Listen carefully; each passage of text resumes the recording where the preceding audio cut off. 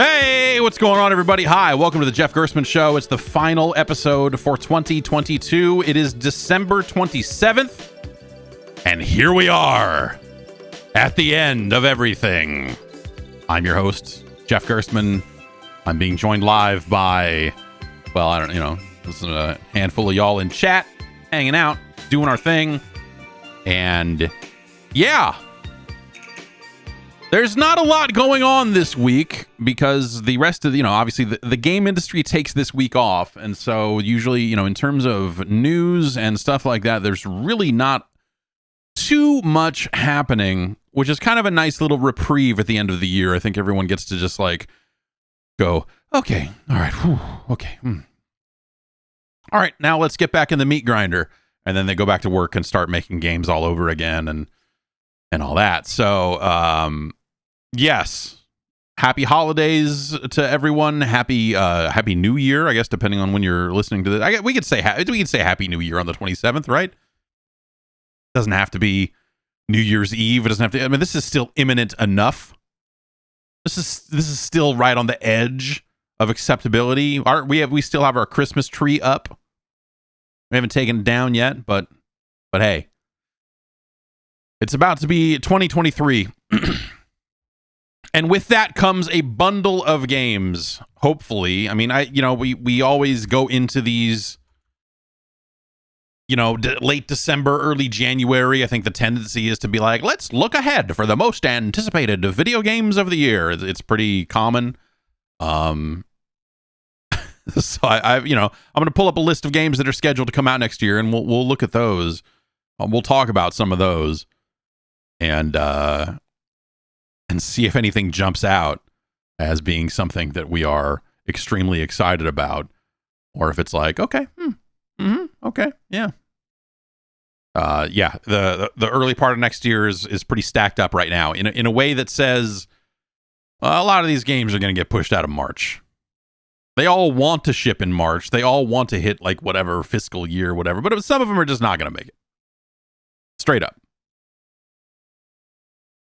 Some of these games won't even, some of these games probably won't even make it out in 2023. If we're being totally true to ourselves here, that is how it'll go. But, we'll get a big rush of games because, there are some companies that have financial ties to getting games out by the end of March, and other companies that just want to ship in the Q1 of March in a natural and fun way instead of a business-driven way. But,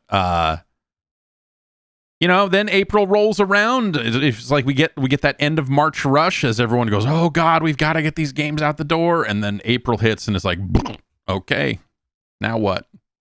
What's coming out over the summer? Nothing.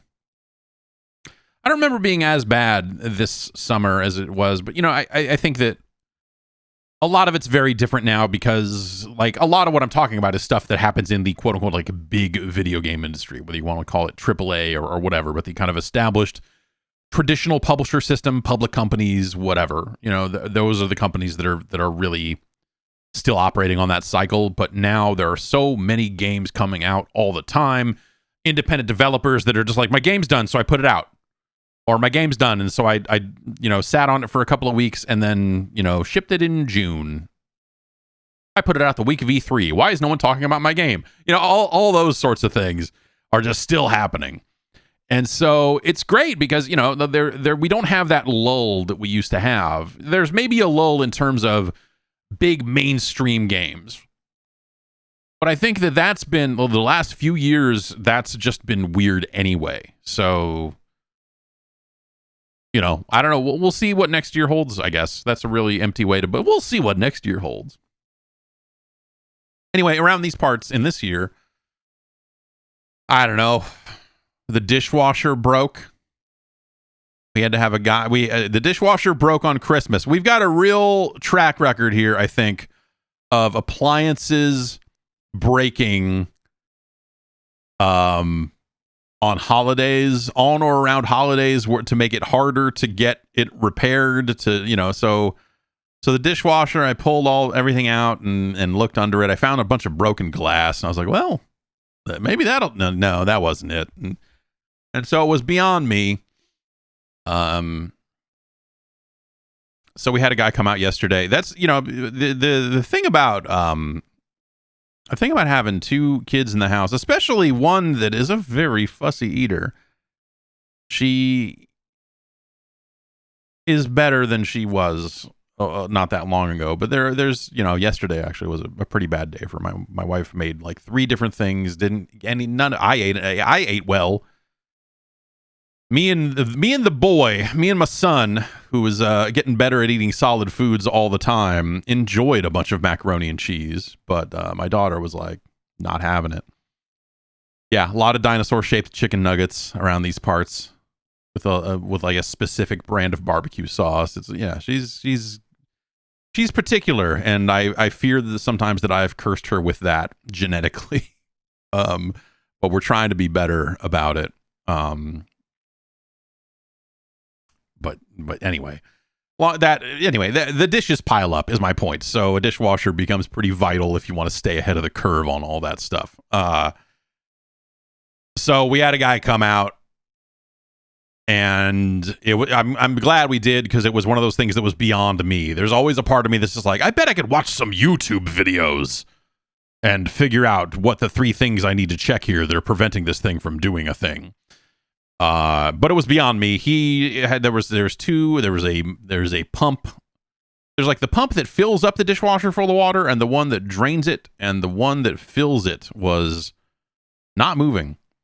And so he said he pretty much just jammed his finger in there and spun it, and once he spun it manually and it was freely spinning, it started working again. And he was like, hey, look, maybe this will never bug you again, and it'll work for years. Or maybe you're going to need to replace that pump, and that'll be $800 to replace the pump. So, yeah. We got off light for $190 to have him come out and stick his finger in the pump. But again, I never would have. That's nothing I never would have found for myself. So there you go. The dishwasher works again. We're back in business. And we'll see how long it lasts. I don't know. I kind of want to get a new dishwasher because ours is a little small. But I don't know. It fits all the dishes we need to fit. But it's smaller than the other one.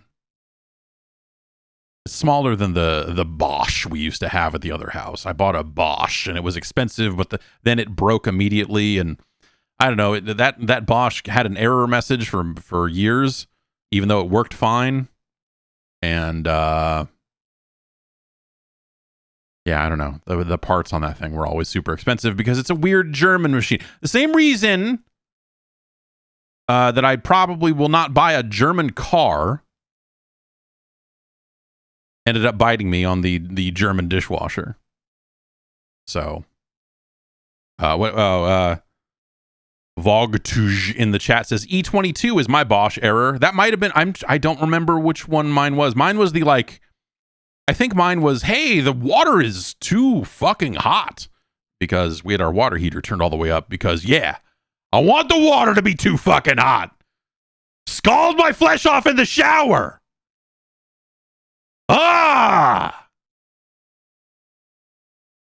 Spooky Tape says, you couldn't pay me to have another German car. Yeah.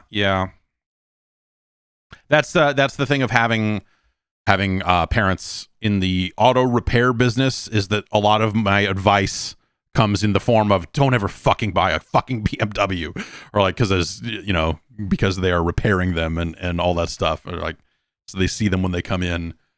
There was a lot of early on, like, yeah, these Teslas are absolute pieces of shit. They're complete garbage. Like, don't get one of these cars. They're fucking trash. Like, okay. My old roommate, who is no longer with us, he bought a Range Rover. I think he bought it at a fucking like police auction or something, and it didn't run. And then he could just never find the part for it, or he just never found the part for it, or he was too lazy to find the part for it. I don't remember what it was.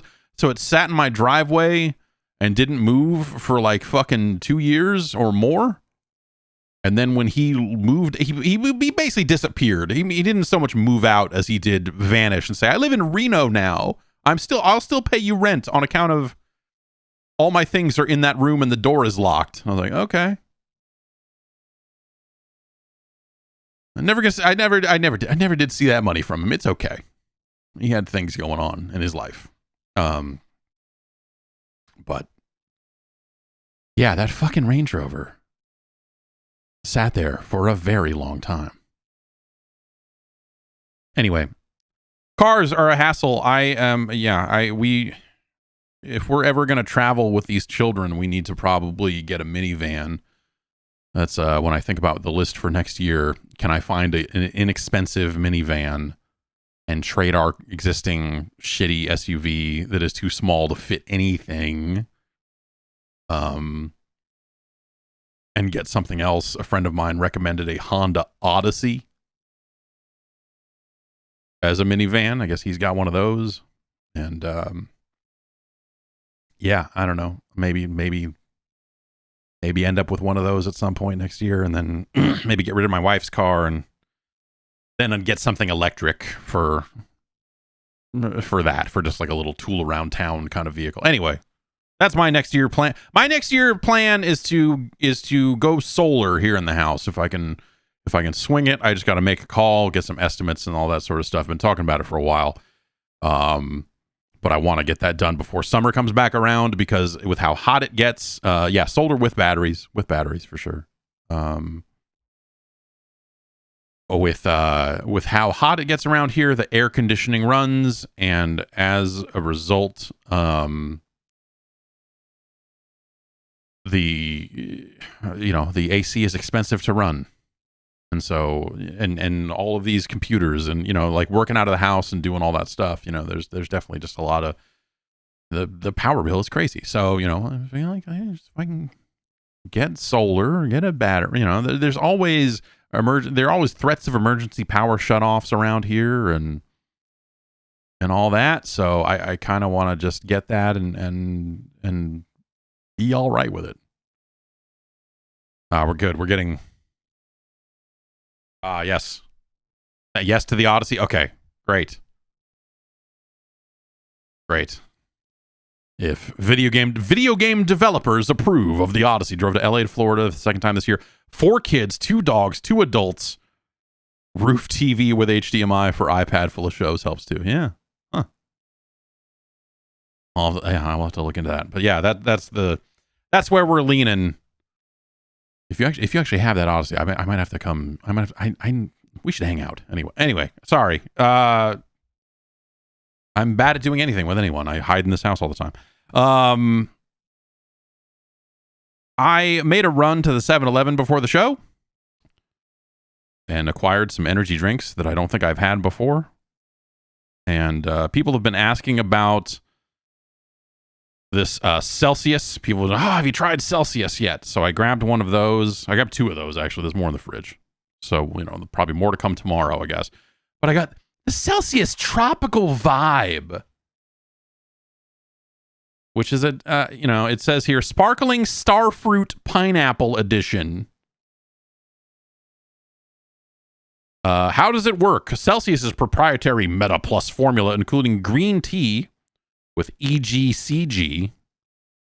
I saw some great bands at EGCG's back in the day, man. I'll tell you. Ginger and guarana seed turns on thermogenesis, a process that boosts your body metabolic rate. Drinking Celsius prior to fitness activities is proven to energize, accelerate metabolism, burn body fat, and calories. Well, what's it do? I mean, I feel like they're really skewing this brand in a direction that I'm trying to figure out. Like, hey, what if I drink Celsius prior to podcasting? Why isn't that on your can? Why can't I find out what it's going to do to me? If you drink this prior to podcasting, it's going to make you warm and angry, like all the good podcasters. Anyway, I have not seen any kind of indication as to how much caffeine is in this. It does say do not exceed 2 servings per. Sorry, does that say 2 or does that say 12? Is that a parentheses or does that say, is that 121 servings? No, that can't be right. My other big New Year's thing is to call the optometrist and say, hey, the glasses you gave me are really good for when I leave the house and go out and drive a car. But as we've just covered, I don't ever do that. So I need some screen reading glasses. Let's crack into this and see what the fuck it's all about. I've got the we'll rank it. This is, oh, that doesn't smell good at all. It smells like powder. It smells like a powder. It smells like you ever go to a bar and order a drink that has juice in it, like a screwdriver or something like that, and that bar has like the oldest, most disgusting orange juice in the world, and it smells all types of off. And you know, the vodka purifies it and everything's fine. But this smells like an indeterminate fruit juice that has gone bad. That's my initial thought on it. Let's try it. Essential energy.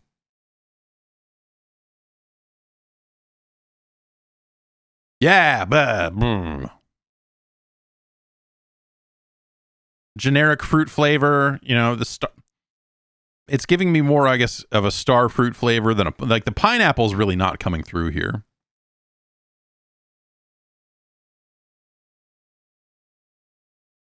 Yeah.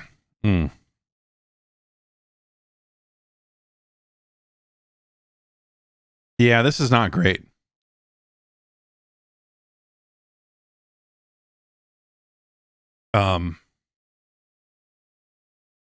Yeah. It tastes like bad fruit, basically. And it is a strong flavor because, you know, for when it says sparkling, I think it's really tempting. Like, oh, is it going to be like one of those sparkling waters and it's got a really weak flavor? But no, it is, the flavor is very forward.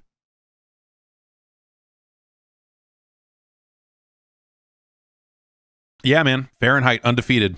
Fuck Celsius. Is it better than 99 Bananas liqueur? Well, 99 Bananas tastes like banana runts with a significant amount of burn on them. The burn effect has been applied in it to those. So 99 Bananas is disgusting. It is absolutely disgusting. But that's also because I think banana runts are disgusting. I think runts are disgusting. I think they are hard and they taste bad and all of that. Runts are gross, but banana runts are especially gross. Fuck runts. You heard it here, 9th. And so, yeah, 99 Bananas just tastes like that, but it's 99 proof. And so that's good at getting you drunk if that's what you're trying to accomplish. They also make a 99 oranges and some of that other fruit flavors that I think is a cherries. I remember thinking the oranges was the better of the, but they all just taste like burn. You know, all of the fruit flavor disappears in favor of just a burning sensation.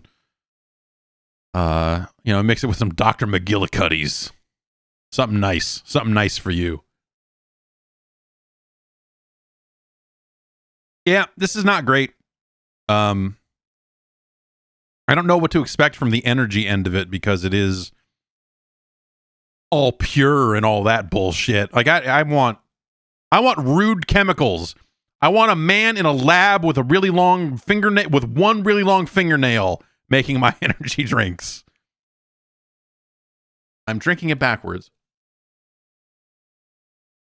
I want evil scientists making my energy drinks. You know?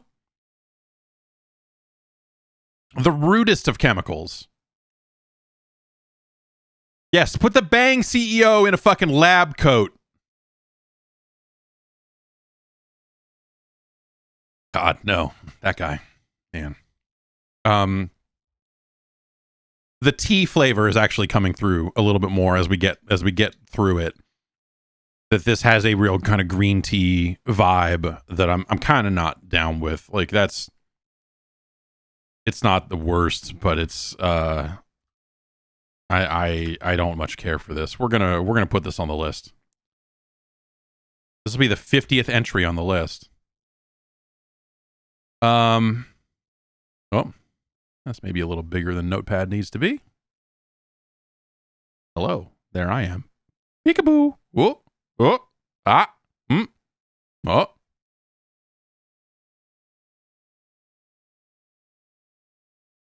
Okay, I don't like this very much.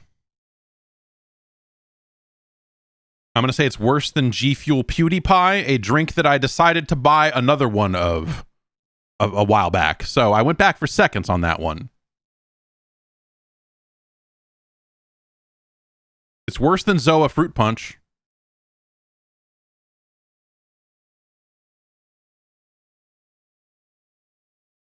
But it might be right there. It's probably better than G Fuel Phaseberry. It's probably better than G Fuel Phaseberry. What is this? Celsius Tropical Vibe. Clinically proven dietary supplement is what they're calling it. So maybe that's a different category, honestly, but Tropical Vibe. Okay. So the list now looks like this. I'll paste in the updated list.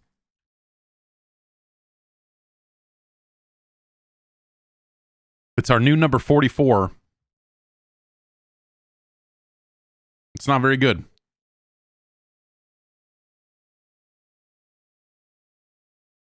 Yeah. No, it's bad.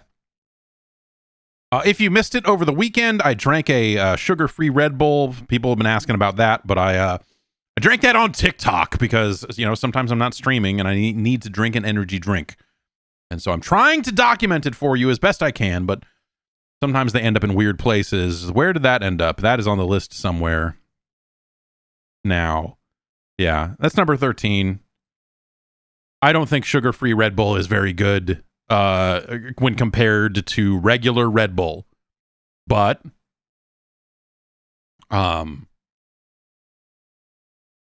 it's still not bad. I don't know. Red Bull is still regular Red Bull is just a great beverage. I don't when people say that they don't think it tastes good, I don't understand what they're talking about. When people say, "Oh, Red Bull tastes so gross," I'm like, "What is wrong with you?" I can't even necessarily describe the flavor of it other than to say it tastes like Red Bull. And that it makes me want to commit crimes.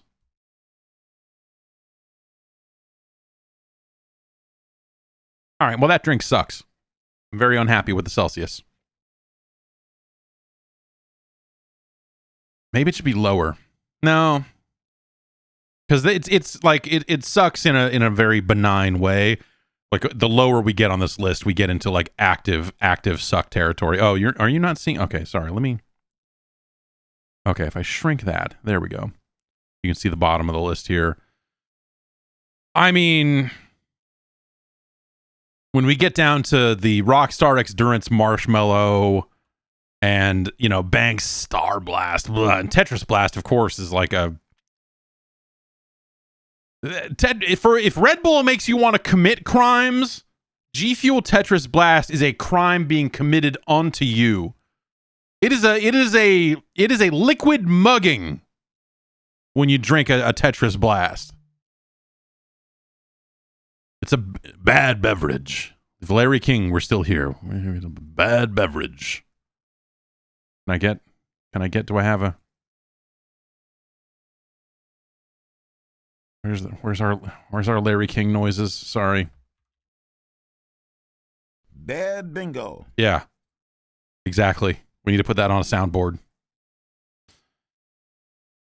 Maybe that's the big 2023 thing is we'll finally update the soundboard. I got really married to a lot of those sound effects but many of them have really run their course. Anyway, we'll leave the list open on the desktop because we may need it again later.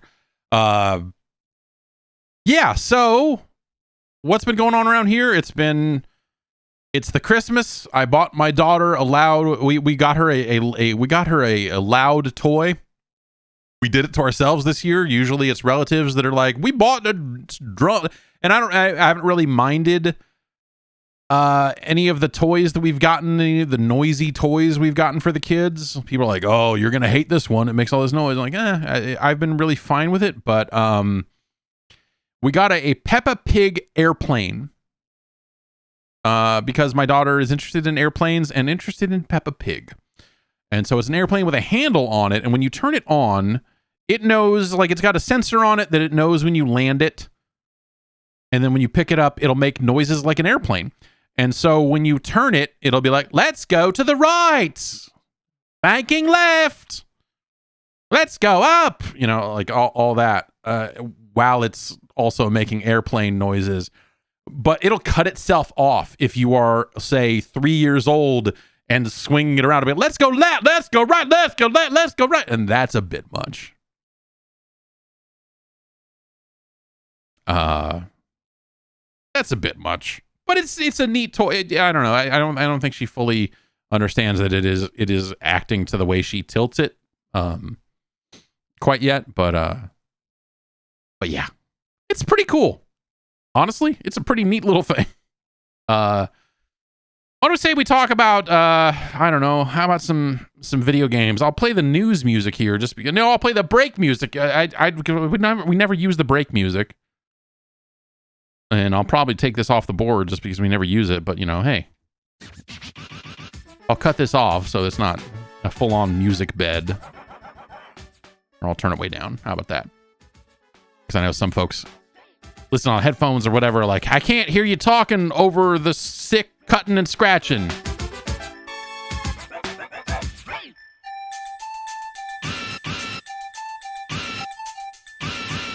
Okay. There's like another 2 minutes of that. Hey, some video games that I have been playing. Many of them are recent releases, but they are not necessarily new releases. And so I've been playing the Rumblefish 2. You remember we had a Fightcade stream not that long ago. I'm going to say not that long ago about everything we've done over the last 7 months for probably the next 5 years until it feels like old. So that's, now that I think about it, it's like, oh, that was months ago now. But anyway, the Rumblefish 2, if you remember, was released on modern platforms recently. Earlier this month, it came to Steam, and it came to PlayStation 5, and it came to, you know, I believe it is $30. And then they are selling 3 characters separately as separate DLC purchases. And this is a fight. If you're not aware, if you haven't picked up, this is a fighting game. It's a 2D fighting game made by Dimps in, like, was it 2005, something like that? It was an Adamus Wave game. And now Rumblefish 2 has appeared on Nessica Live platforms, which is an arcade platform that you'll probably never see in this country. I've never seen one. And it's basically a PC in a box that can play arcade, you know, you can play arcade games on it. And that's how they do arcade games now. Yes, this was Dimps prior to Street Fighter 4 coming out, and it's a cool game. It's got a really weird, almost marionette-like animation system where the limbs kind of all animate separately, and so you get this weird kind of puppet show look to it, and it looks fucking cool. And we played some of it. We got some Fightcade on, and I was like, this is a really neat game. You know, I had never really played it, and I'd certainly had never played it with another person. Yes, exactly. Yes, Band Puncher is right. It is the modern day Ernest Evans. A common reference point that everyone can understand. It looks like Ernest Evans. You know what the fuck I'm talking about. So Rumblefish 2 has this really interesting animation style. It seems like a fun fighting game. And we played a little bit of it, and then someone reached out and said, "Hey, Rumblefish 2 recent streamer, we got this thing coming out. It's coming out for console." So anyway, they sent over the PlayStation 5 version. I messed with it a bit, and now it's out everywhere. So I installed it on PC as well and played some of it there. It is very bare bones, especially for the amount of money they are charging. Like, if you want to play Rumblefish 2 and you want to do it locally, you can do it. If you want to play online, you can. But it is so featureless. The PC version doesn't have any graphical settings whatsoever in terms of like setting a resolution or anything. It's just like, hey, you want to run full screen or not? Like, yeah, I guess. And so basically the PC version looks almost identical to the console version in terms of the sorts of menus that you have at your disposal. And online, it is just like, do you want to search for an online match?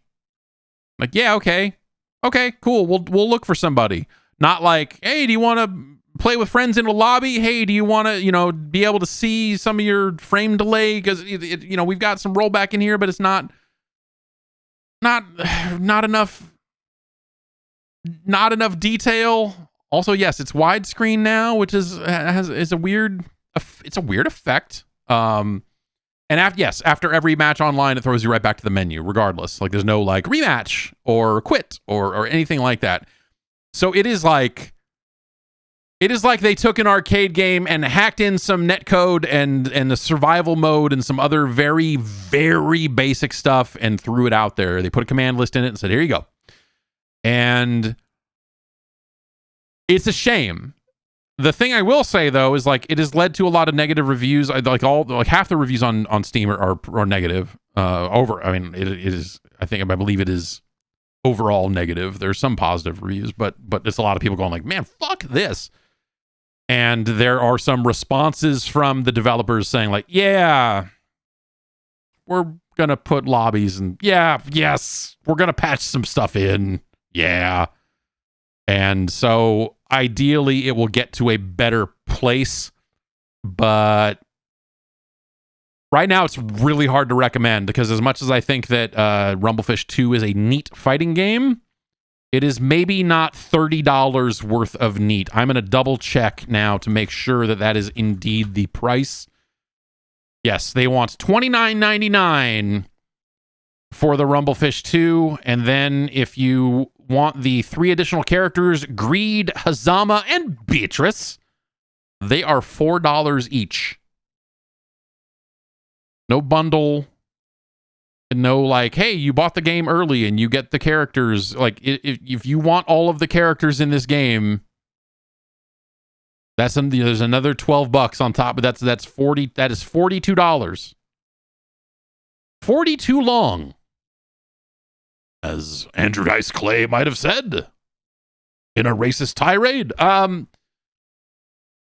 It's a shame. I think this is a cool game. It does have rollback. So it's like they listened on the one big thing. They're like, wait, okay, we're putting online in this, right? Well, it's got to be be rollback. Otherwise, people are going to be pissed. Well, yeah. Rollback. We got to we'll get the rollback in there. And they'll just put in survival mode and some like a training mode or something like that. Stuff like a fighting game would have had in 1996. Sure, sure. Let's do that too. Yeah, we should do that. You want an art gallery? Yeah. Can we do that? Sure. All right, that's good. We got the rollback. They said they wanted rollback. It's got rollback. They'll be happy, right? Oh, they're going to love it and put it out. People are like, what the fuck? Yeah, it's just from a feature standpoint, it's just missing stuff. So hopefully they get it to a better place in terms of, I want to actually try to find, okay. So one of these Steam, I did not know that developers could respond to Steam reviews. But on December 7th, Nicholas, who has a developer tag, says, "Thank you for your review. A patch including following features is presently in development. Replay online offline. Spectator mode. Savable replay. Additional practice mode setting, and more. We will look into strengthening the latency information. Stay tuned." So a spectator mode that sounds like lobbies. That sounds like some of that stuff. The ability to rematch and replay online. So So it looks like that they are looking to fix it. But yeah, it's pretty bare bones right now, which is a shame. You know, but it's just such a weird thing. Like, it's so weird that it happened at all, right? I mean, that basically someone sat down and said, let's re-release the Rumblefish 2. It's a game that never came home before. It never got its due. The time is now for the Rumblefish 2. We're going to bring out Rumblefish 1? Absolutely not. Are you crazy? No. So I thought I read somewhere that if you get the physical version for the Switch, that it comes with Rumblefish 1. I could be fucking completely wrong on that, but I thought I read that somewhere. But I did not see any digital option for Rumblefish 1. At the end of the day, do we need Rumblefish 1 if we have Rumblefish 2? Maybe not. But if you're going to put it out, put it out. Right? But yeah, hopefully they get this to a better place, because if we're being totally honest here, hey, Fightcade still exists. If you want rollback netcode and Rumblefish 2, it's been there for years.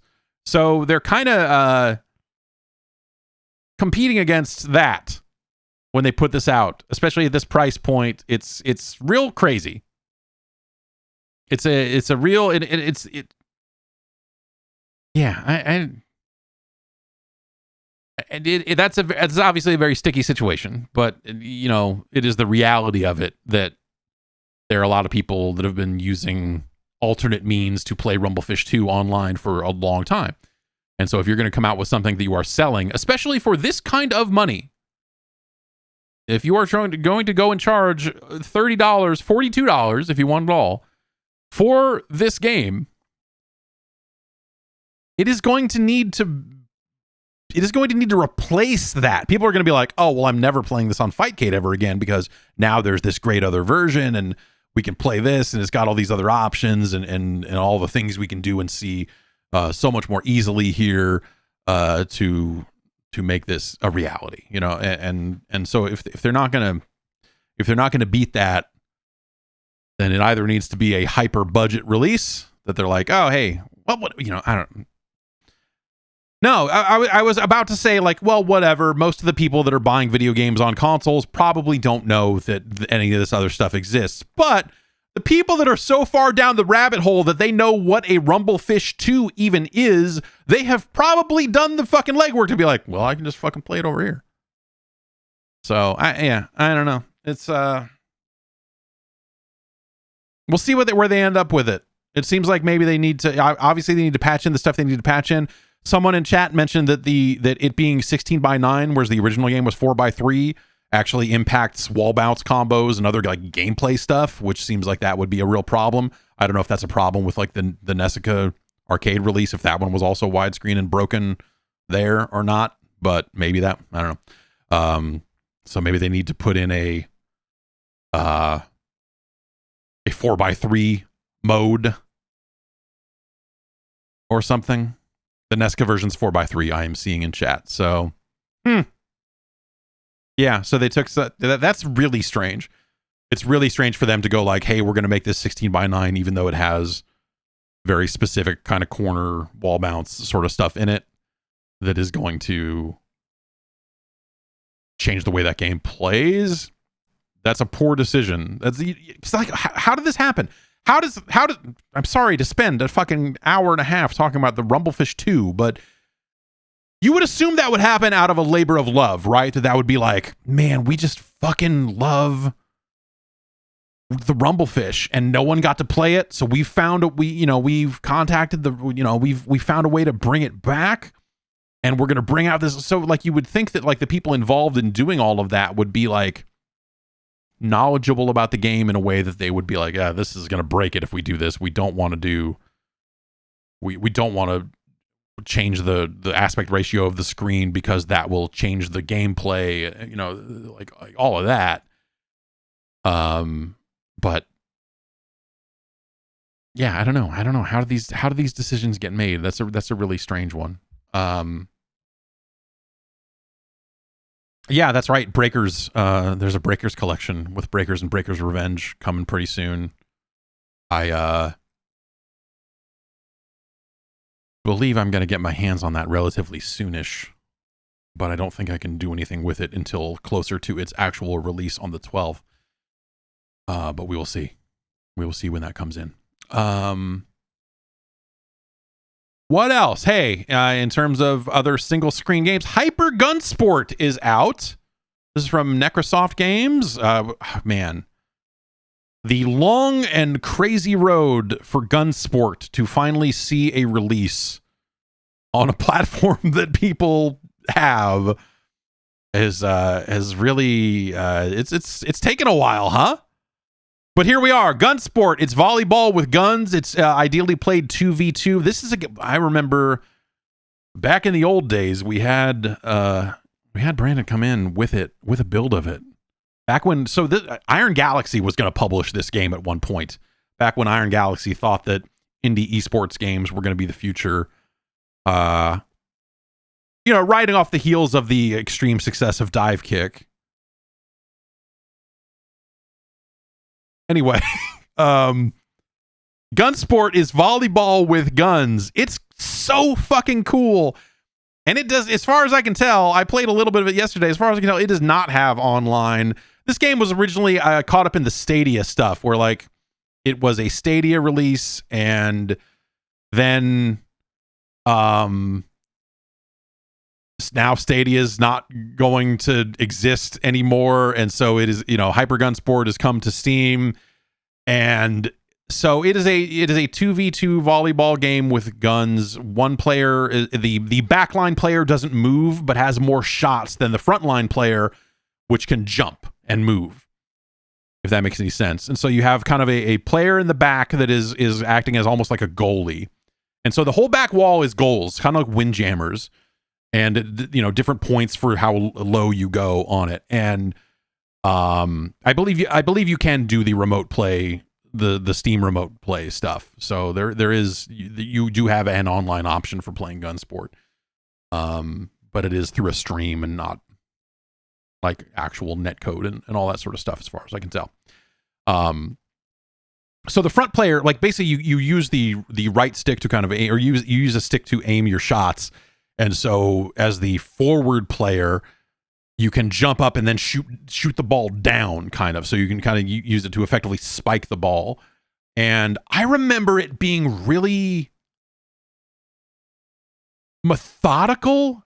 I want to say was when we saw it years ago. I want to say that maybe the aiming was done almost with like the bumpers, like you're moving your line back and forth instead of using the stick. I could be wrong, but there was something about it back then that didn't feel. It did not feel hyper. It just felt like Gunsport. You know what I mean? So so you can aim your shots very easily. The movement of the player, moving and shooting, all feels very natural, and you are effectively playing volleyball with guns with teams from all over the world, including such far off locales as Oakland. Hell yeah, Oakland. And it's got a great soundtrack. It's got a really neat look to it. It is a really interesting kind of like local sports kind of game, in the same vein as like a Lethal League or like a Dive Kick. Like it does, I think it fits alongside of those games. I am mostly fucking around. Like I love fucking Dive Kick. I love Dive Kick. I still love Dive Kick. Sports Ball. I thought Sports Ball was cool. Like all those games. The other one, oh man, what was the other one that Iron Galaxy put out? There was another competitive local indie game whose name escapes me. I'm sorry, Video Ball, not Sports Ball. Yes, Video Ball. But there was another one around that same time. Capsule, yeah, the Capsule something. Capsule. Yes, it was, yes, something with capsules. You were right. Dr. Ryan is right. Anyway, it is cool that Hyper Gunsport is finally out on Steam. You should definitely go look at it. If you've got people nearby that you could conceivably play. Even a 2-player game, when you play 1v1, you are playing goalies only. Capsule Core. Yeah. Now I believe that's what it's called. Capsule Force. That was the one. Yes, Capsule Force. So when you're playing 1v1, you both play as the backline characters, as far as I can tell. I don't know if you can choose, but I've not dug into the options all that much yet because I was just here alone playing against AI. And that was fun. You know, there is a career mode, like a single player mode and progression there and stuff. But obviously that game is going to be at its best if you've got 4 players there ready to go. So if you're in that situation, but I think even if you've got 2 players, you go look at Gunsport on Steam. Hyper Gunsport on Steam. It seems rad.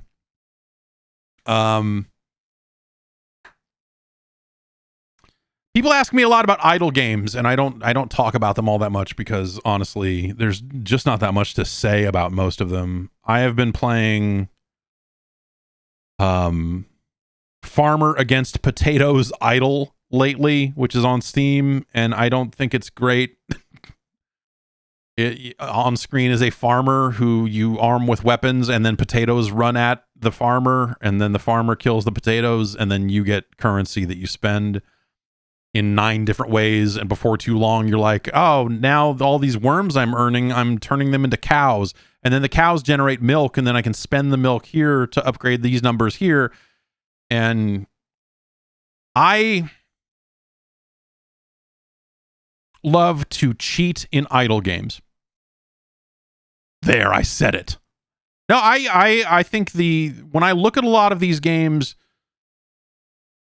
I want to see what makes them tick, but I don't necessarily want to run them in the background for a month and a half or come back to them every day or, you know, or whatever. And so I think for some of these games, some of these idle games, when I just want to see like, what are the different little things that when the numbers really get high, what's the other additional system that unlocks? And it's like, oh, now I can turn these worms into cows and the cows turn into milk. That's weird. And I don't know. Farmer Against Potatoes Idle has a lot of systems in it. You could certainly play it for a very long time. I lost... I guess that's my thing, is I get to a point with these games where either they hook me in a way that I want to stick with them in a legit fashion, or I go like, yeah, this is not evolving enough. This is not happening enough. And then I'm like, okay, let's run it at 500% speed. Let's lock these currencies at this number. Let's do this and that. And so, you know, I started cheating in Farmer Against Potatoes Idle, and I'm really only cheating myself, honestly. I don't know. It's okay. If you're looking for another one of those, it's got a lot of different currencies and different numbers you can make go up, and it's dropping loot all the time, and you can dust the loot for ore that you can use to upgrade your other loot and all of that sort of stuff. But I don't know. There's a billion of these. I kind of want to. I often say that I don't have a game in me. I don't know that I would ever want to make a game. There's nothing I'm like burning up to make, you know? And there are a lot of people like, oh, have you ever thought about making games? Like, not really. I like doing this. I like covering games. I like playing a variety of video games instead of obsessing over one for 2 years straight and going like, it sucks. When it comes to creating stuff, I like creating stuff and immediately putting it out very rapidly. And that's why sometimes videos hit in the middle of the night or late at night, because that's when they're done uploading and editing and all that stuff. I'm like, yeah. And you know, like the methodical and more intelligent way to release that stuff would be to schedule it and be like, it's going to go at 10 a.m. the following morning when people are actually awake. But fuck it. Let's get it out there. I just like to get it out there. So, but there is a part of me recently that is just like, I wonder if I could make an idle game. I wonder if that would be an interesting place to start with some of these tools and try to make something like that. And then I think like, I bet like making one of those making one of those properly would require you to think a lot about the math involved, like how your ramps ramp and all of that. So, and then I'm like, well, I don't want to fucking do a bunch of fucking math. I don't know. I don't even have a I don't even have a good hook for it. I think the best idle games have a really good and fascinating hook to them where they at least like look cool, or they have some kind of action in them, or they're telling a weird story, or the, you know, like I think Idle Slayer, another game I cheated in because I eventually got very tired of its slow progression, has a lot of fascinating stuff in it because you actually have like action platformy fights in that game where you are timing jumps to dodge attacks, and like and the controls for it are shit because you're using a mouse click to jump, and it's not great. But in the context of an idle game, it's fascinating to see a game go into like it's like it's an idle game, but then they're like, but also we have these difficult platform stages in it. You're like, that's not idle at all. What is wrong with you? So it's weird to see a video game creep into an idle game a little bit, and Idle Slayer does that reasonably well. But yeah, there's a little bit of story. Yes, that is exactly right. Small Rewarder on the Discord says Idle Slayer has some cool little weird story beats hidden in there, but they're way too few and far between. Absolutely true. It's neat, and you go places in that game, I guess I will say, without spoiling it. But there's just not enough of it, and so there's a lot of not doing it for months and months. Maybe, you know, if you weren't cheating, that would be all the crazier. If you're like, oh my gosh, I played this game for 3 months and then suddenly it was a platformer. But no, I don't have that in me. I bought a game last night called Call of Duty Advanced Warfare. And this is the cool Call of Duty game where you had a cool jetpack and you could do sweet jumps and boosts and all of that. It's on sale on the Xbox. I probably have a copy in the garage somewhere, but it was one of those things where it was cheap enough that I was like, I'm just going to buy this and download this and try this. And so I did. Well, so first, actually, I realized I had it on PC. And so I downloaded the PC version of the game and fired it up, only to realize there were no other humans playing it. I was like, shit. Well, that was a waste. That was a waste of all the download time there. I was like, well, I guess I got to buy this Xbox version. Because in my experience, every old Call of Duty game has someone playing it on console. Like generally speaking, I feel like I can usually go back to any number of old Call of Duty games and just hit go on Team Deathmatch and find a match relatively fast. Now, in some cases, depending on how far back you go, some of those games are just full of cheaters and weird modded, even on console, weird modded servers, and like you log into Modern Warfare 2 and you shoot the gun and then suddenly you lose all of your XP and you're back to level 1 because they've hacked it in such a way that makes you lose XP when you kill someone instead of gain it, and all this. Or sometimes you shoot one person and you get prestige level 10 off one kill, and like all this crazy shit. Because people with modded Xbox 360s are able to be on Xbox Live these days. I don't know what stealth mod chip technology they're using these days. I have never really looked too deeply into what the Xbox 360 mod scene is, and my understanding always was that people got banned off Xbox Live when they did shit like that, but apparently Microsoft is not taking as close of a look at what's going on the Xbox 360 these days. I don't know what happened, but yes, they've stopped updating the stealth stuff or whatever, the whatever anti-mod chip stuff they've got on Xbox Lives. I don't know. So anyway, some of those games are like the fucking insane, or they're like they've built zombie modes out of Call of Duty games that did not have zombie modes or whatever. But PlayStation 3, yes, exactly the same, because PlayStation 3s, you can just soft mod those. You don't need to install shit in them. You can do stuff to a PlayStation 3 you can do stuff to a PlayStation 3. And probably still get online with those too, if I had to guess. I don't really know if they're banning people. Cobra. Turn on your Cobra, or whatever the fuck it is. Anyway, long story short, I got that Xbox version of Advanced Warfare, fired it up, and did not find a match. I eventually found like 3 other players, but you needed 6 to start a match, and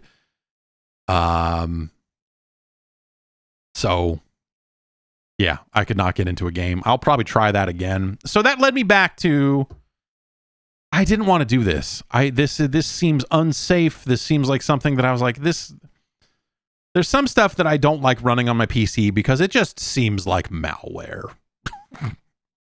It seems like this would be a really good vector for malware. And so Advanced Warfare and a couple of other PC Call of Duty games, I believe it's Ghosts and Modern Warfare 1 and 2, the original releases, someone has created an alternate launcher for them.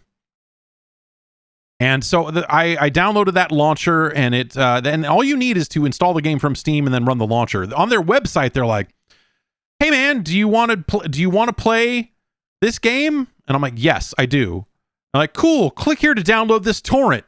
It's the entire game. Or if you already have the game, here's another torrent with the DLC." And I'm like, "Fucking what? Get fucked, what?" And then there's another launcher. There's another thing like, download the launcher here. I'm like, okay, well, I'm going to download the launcher. I'm not going to download these fucking torrents. I didn't have a fucking torrent client installed. And then I used that launcher to launch the game with the game installed from Steam. And that was enough to point it at another main server and another browser and all of that. So I was able to see custom servers, and there were some people on them, but they were also populated with bots. And so, but at least you could get into a match. And so I got into a match, and it would be like 6v6, but like I'm the only human player on my team, and there are like 2 human players on the other team or something like that. But it was good enough for me to like spend an hour or so playing Advanced Warfare again for the first time in a very long time. And so if you're not familiar with Advanced Warfare, it was the game that was set in a more futuristic setting. So you had a jetpack that you could use to boost to the. So if you were moving sideways and you hit the crouch button, you would do a side dash and it go psh, psh, and you could boost forward, and also you could double jump and go psh, and jump up, and you could do these cool moves where you would go up and then boost forward to land on a ledge. And so there's a verticality to that game that that Call of Duty hadn't had up to that point. You know, you could just see a lot of different. There was just a lot of different spots you could get to, you know, on top of buildings and all this other shit that like you just wouldn't think of unless you were, you know, had a fucking jetpack. And it's a fascinating, cool fucking game. That just. It felt very different in a lot of ways, but still it was not Infinite Warfare with the wall running and all of that other kind of movement stuff. It felt very grounded still. It was still boots on the ground, if you will. It didn't get too far away from it. Though Infinite Warfare, I mean, part of me wants to go back and play some Infinite Warfare again, which it's been a while, but that game was not great. But that was a little too much, I think, for Call of Duty. Basically, like at that point, you've got the wall running and you've got all of that, but then it's not Titanfall 2. And so you're like, hey, that's neat that you did this, but boy, it sure is not Titanfall 2. What if I was playing that instead? That's a whole different custom server browser story. The thing I learned going back to Advanced Warfare, a game that I loved. At the time, it felt like I was the only person. Like, people shit all over that game at the time, and I thought that was crummy. I thought Advanced Warfare was a really awesome game when it came out. That's also the game that had the, like, press F to pay respects. Like, the campaign is fucking ridiculous, and that's the one with Kevin Spacey in it and all this other shit. Whatever. Fuck the campaign. Who cares? but the multiplayer was really neat, and it had kind of its own feel to it while still remaining very Call of Duty like. It also had maybe one of the most free-form create a class systems that they've ever created, where you know how they would do the pick 10 and you could pick 10 different things to build your loadout, and they had pick 13 in this. And so you could end up in a situation where you could say, I just want one gun, and I want that gun to have 3 attachments instead of the normal 2, and I want to take 5 perks instead of 3. But you could take 0 perks and have additional stuff for your gun or your score streaks. It was you could really piece together a lot of different things. And when I loaded it up on Xbox, it still had my custom class on it, which was 1 gun, 1 grenade, and 5 perks. So the perks were like, hey, make me invisible on radar, make me this, make me that, you know, and it was really cool to see just how freeform some of that stuff was. It's not like that anymore. And that's fine. But it was really neat in that game. And I guess the other thing I learned is that you kind of can't go home again. Advanced Warfare is so fucking slow. It's weird because you think about how fast those boosts were and all of that, but like run speed, movement, everything, just it feels like it takes forever to get from place to place compared to how current Call of Duty moves and feels and acts. It was really wild because, you know, in your head you think like, oh well, Call of Duty, yeah, sure, it changes every year, but at its base it's still exactly the same thing. And so you're like, oh well, this one's got the jetpack and this one's got the dolphin dive and this one's got good fire tech. But like, man, Advanced Warfare, even with a jetpack, even with all these jet boosts, you just feel stuck in fucking molasses. You feel like you're just like trudging across these levels. The enemies, you see them there. And granted, I was playing against bots a lot of the time because I was the only people playing it, but it was like, they're slowly turning around and the time to kill is just pop, pop, pop, pop, pop, pop, pop, pop, pop, pop. And I couldn't deal with it after a certain point. I played like 4 or 5 matches of it, and I was like, this is crazy. This is not how I remember this game at all. I remember this game feeling very fast and fluid compared to the other Call of Duties around it, you know, Ghosts and some of that other junk they were releasing around then. And yeah, Advanced Warfare is pretty rough to go back to in terms of, again, just like movement speed and some of that. Like, I think the ideas are really sound, and there's a part of me that still would say like, man, if you took the current Call of Duty technology and bolted all that jetpack shit onto it, that'd probably be pretty neat. I think that game struck a really good middle ground between like, hey, you've got some weird movement stuff, but it's not Titanfall. Like, you know, it's not a big wall run. It's not, you know, like the tactical use of side dashes should be readily apparent, right? You dash out from around a corner and get somebody, and all that stuff felt cool.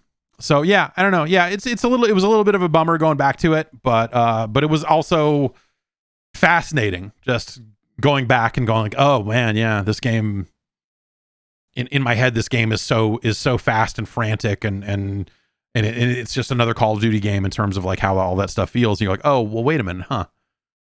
Yeah, no, they've been doing a lot to the speed of that game and the move, and now, you know, these games have the more modern warfares have tactical sprints where you double tap the run button to run even faster, and so you have movement abilities in that game that kind of keep the speed up in those sorts of situations. But just the aim down sight speed, the time on target, the time to kill, like all that sort of stuff is so much snappier and faster in current Call of Duty than it was just, I mean, this was 2011's game, is that right? So, you know, a little over a decade now, which is also really insane to think about.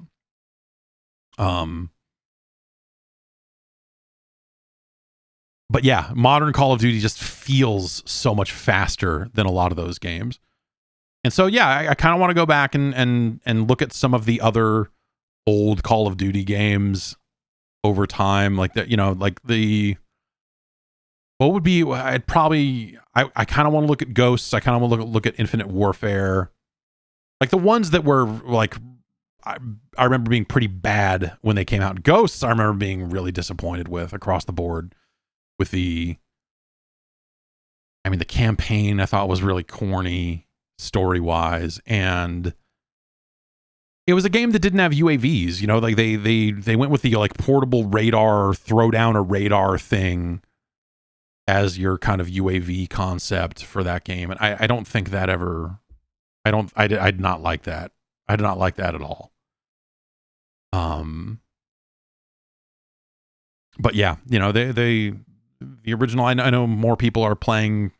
I bet a lot of people are playing the original Modern Warfare 2 these days. So maybe, you know, with this PC launcher, and now that I've kind of taken the plunge and scanned it with like 5 different antivirus things and going like, this seems okay. Since it supports Ghosts and a couple of other games, maybe I'll take a look at it. I found myself at 6 a.m. I found myself laying there awake this morning in bed, reading the Wikipedia plot description of Modern Warfare 3. I remember when Modern Warfare 3 came out thinking it was so unnecessary. I remember going to that event. What year did Modern Warfare 3 come out? I want to say, was this after I met my wife? Okay, Modern Warfare 3 was the 2011 game. So no, I had not. We had not met yet. So I remember there was a Call of Duty review event that I went to after we were living together, and that was the one that was, they had the event at Alcatraz, or no, not at Alcatraz. They had it in like Tiburon. Like basically, you could see the Golden Gate Bridge and you could see Alcatraz and some of that stuff. But it was close by in San Francisco. I don't remember what year that was though. Anyway, I remember playing through that Modern Warfare 3 campaign, and remember like Modern Warfare 2 was the game that made it edgy. That was the game where they said like, let's do no Russian, let's do, you know, let's have, you know, here are more instances of like playable characters dying and as you're controlling them, you know, shit like that. And so Modern Warfare 3 is really funny to go back to because you see them trying to ratchet it up. And it's such the wrong approach. Modern Warfare 3 is the one that has the weird chemical attack. So yeah, Modern Warfare 1 has the nuke, Modern Warfare 2 has the no Russian, and Modern Warfare 3 has this chemical attack. And and all the stuff with like where they bend it back around where it's like the character you've been playing for most of the game in Modern Warfare 3 turns out has very deep ties to the bad guy in Modern Warfare 3, and fucking guess what else happens in Modern Warfare 3? Soap fucking dies. You're like, oh my God. And I remember playing through that campaign in one sitting, 1 or 2 sittings, in one day, as you do. And it was so corny. I feel like Modern Warfare 2, it was a different time, right? Like Modern Warfare 2 came across as like kind of nuts. And you're like, wow, they ratcheted things up in a really insane way. But it's like, there are parts of it, like it's got a healthy edge to it. And then Modern Warfare 3, they just couldn't find a way to keep it rein it in or do it. There's like, no, you're gonna play as a fucking child during. I don't think you don't play as a child, but you play as an adult, I guess, during the chemical attack, right? I'm trying to remember. It's been a while. It's been 11 years, so forgive me if I'm not exactly right. But yeah, like you control someone during that chemical attack, and that's like their. Every year it's like, hey, this game's got fucked up shit in it. Do you want to skip it? You're like, no. Okay. All right. Yeah, I remember Modern Warfare 3 being like kind of disappointing, I guess, insofar as it's the sequel to Modern Warfare 2, which is it's probably one of the greatest games of all time if we're really thinking about it, right? I mean, the impact that Modern Warfare 2 had, what it did on top of Call of Duty 4, like all the stuff it did, like it in terms of the quality of its multiplayer, the quality of the maps, all of that, like I would probably say that Modern Warfare 2 is on a list somewhere of like the greatest games of all time. I think if you're being honest with yourself, I think you would probably agree. But and then Modern Warfare 3 is just like it's kind of like it's the first bad one. Well, bad is a strong word, I guess, because it's not like it's it's still the multiplayer is probably still grounded in a lot of the same stuff, and it's still very playable and so on and so forth. But I think a lot of people would say, yeah, Modern Warfare 2 is the high watermark for them for Call of Duty. You might see some people say Black Ops 1 there also, which I think is definitely up there. Like if we're ranking Call of Duties, Black Ops 1 is certainly up there. I'd put Black Ops 2 up there too, just because of how fucking the straight up audacity of the fucking campaign in Black Ops 2. That was back when they took crazy chances. Whatever. This is the current one. Hey, they just put out a fucking Call of Duty campaign that has a crafting system in it. So, hey, they've done a bunch of dumb shit. And yes, go watch the ending of Modern Warfare 3. It won't make a ton of sense out of context, but like the actual ending of Call of Duty 3, the final playable sequence and the kind of in-engine cutscene thing that happens as you are finishing that game is so fucking ridiculous. Oh, real silly. Anyway, I guess you can't go home again. I was expecting Advanced Warfare to feel fantastic and be like, oh yeah, why, they don't make them like this anymore. But instead it was just like, damn, man, this is sluggish. This feels real messed up. It doesn't feel right compared to modern current Call of Duty. But yeah, we'll see. There, like I said, there's a part of me that does kind of always want to revisit some of those games over the years and see what's what and see who's playing what and see how active some of those servers are, if they're full of hackers. Like that was the thing that happened with Titanfall 2. I don't know what the fuck. It's a bad scene with that shit where I guess like there is an issue with Titanfall 2. Are we getting weird full screen flashes with the camera? Is there something fucking happening?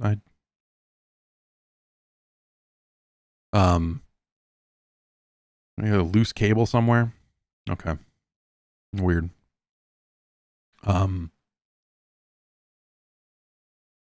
Titanfall 2, there is something going on with the official servers for Titanfall 2, and if you go and I assume this is still the case, but I did this myself on Xbox, where I went and loaded up Titanfall 2, got into a game, and within seconds my game had locked up.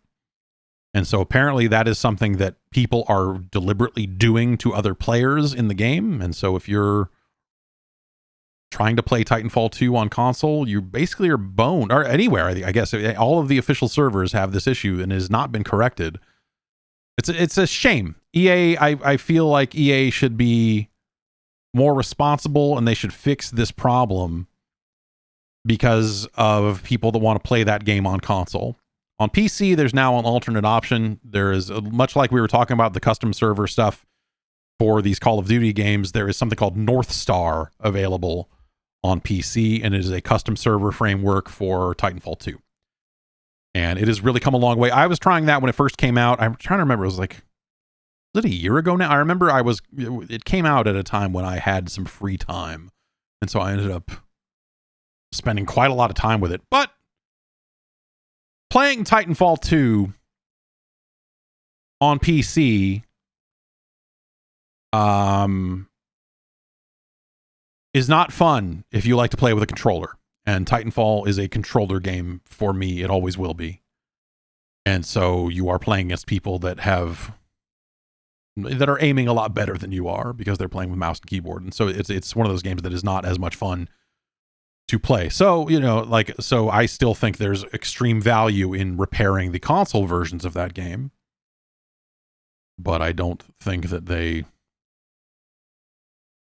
I think if they were going to do it, they would have done it by now. I don't know. Respawn is on to 9,000 different Star Wars games and, Apex and whatever else their Skunkworks team is working on these days.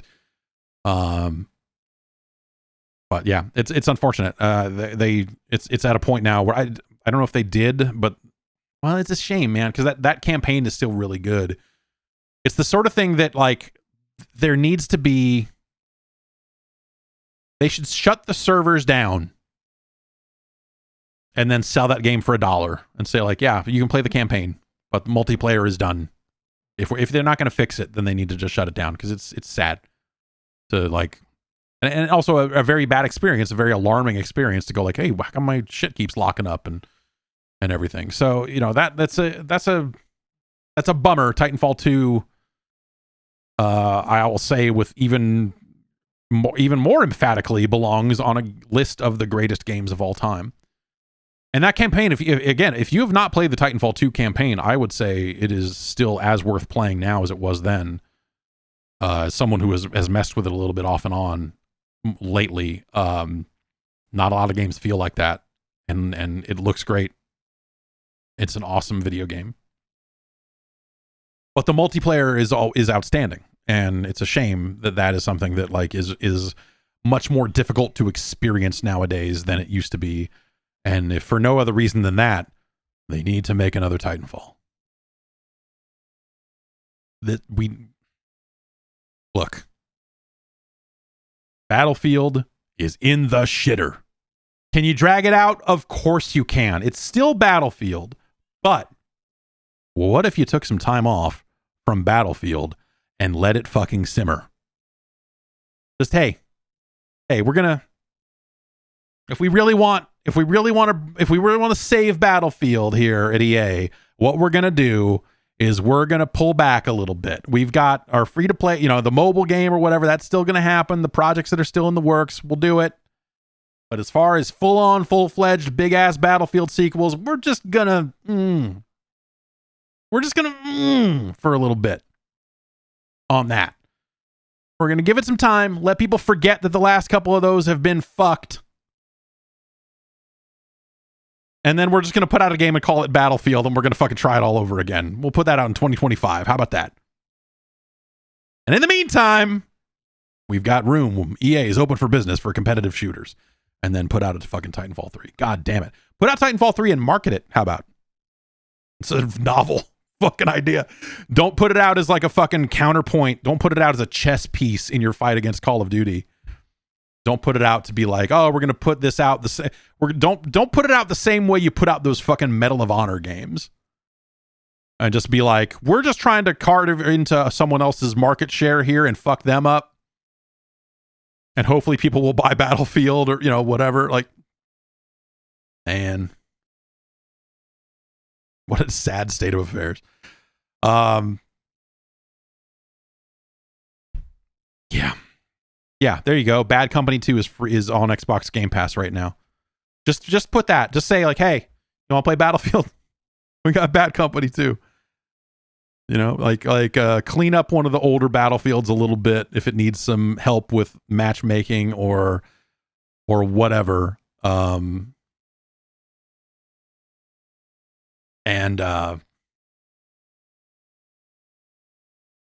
and let Battlefield sit for a bit. It probably needs it at this point. All right. I mean,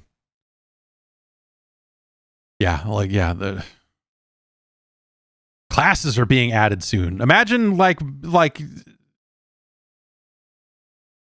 imagine how long has this Battlefield been out? Is it been a year yet? And to be like, classes are being added soon. It's like, oh, the Battlefield, yeah, oh. Like, that's their move, is like they tried to do something new. People did not like the way that you play as this character to get the wingsuit. You play as this character. Like, that stuff was kind of funky. That stuff was not great. They tried something, didn't work out. And so they're pivoting back to classes. Like, oh, yeah, okay, we'll put in the thing. Yeah, all right. We'll do the thing that Battlefield did. Yep, yeah, we'll do it. Yeah, we'll do it. All right. Yeah, you're right. We'll do it. Ugh. Like these past couple of Battlefield games. And, again, there are people that enjoy them. It's not out of the question to say, like, hey, at the end of the day, is it still Battlefield? Yes. Is it a success story? No. Will it ever be? No. Like, will this current Battlefield game, will they ever be like, we did it? No. So they need to take some time away and figure out what that thing needs to be. That's what we said about Need for Speed, and then Need for Speed came out, and it's not that different from what they've been making. But them being gone for a few years and that market changing to the point where there are not a lot of other games like that, I think really benefited Need for Speed.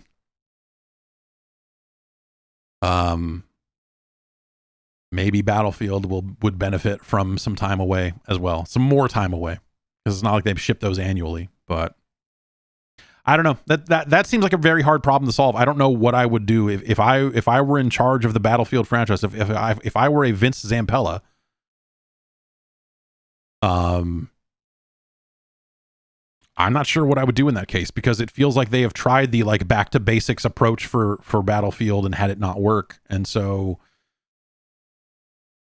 I don't know. I liked Battlefield. Well, look, I like Battlefield 2. I like Battlefield Bad Company 2. And I think Battlefield 3 and 4 were very good games as well. But hey, Battlefield 2. Now that's a goddamn video game. Holy shit. Man, when Battlefield 2 came out. Ugh. I wasn't even recovering PC games at the time. But when Battlefield 2 came out, I spent probably a couple hundred hours playing that thing back then. It was so cool at the time. There weren't other games doing that really at the time. They had cool ideas with the commander mode that I don't think really panned out, but there were a lot of neat ideas around it. And Battlefield 2 felt very focused on the things that Battlefield does well, and it was just fun as shit. So I don't know, man.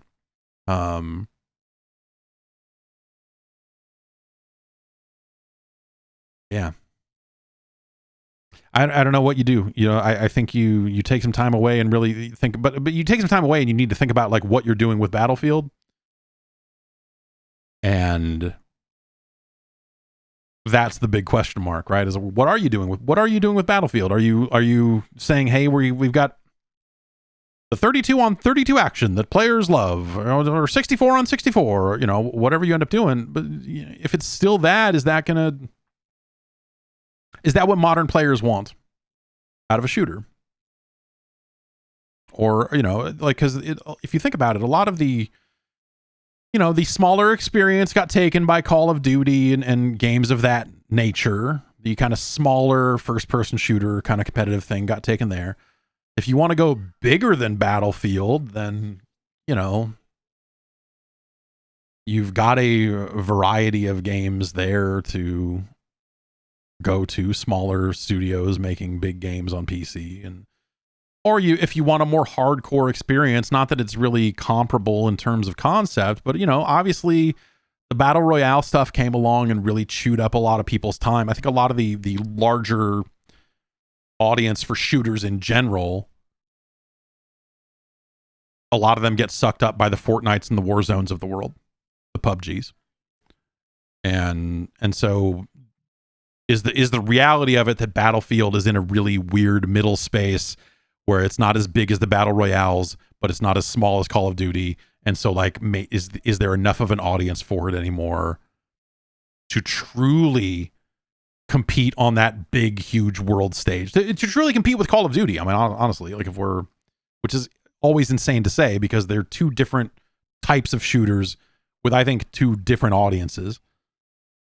I guess like that's my question, is like, is the Battlefield audience there anymore, or have they been siphoned off into different compartments for different types of shooters?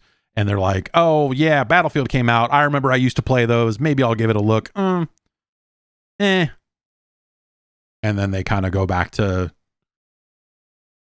Tarkov or fucking, like whatever, Siege, fucking Valorant. I don't know. Like, yeah, there's just so many different ways that those players went. Yes, Mag 2.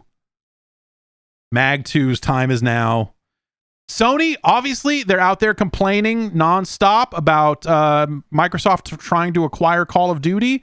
It's the end of the world for shooters on PlayStation platforms, if you believe the bullshit that Sony is peddling these days.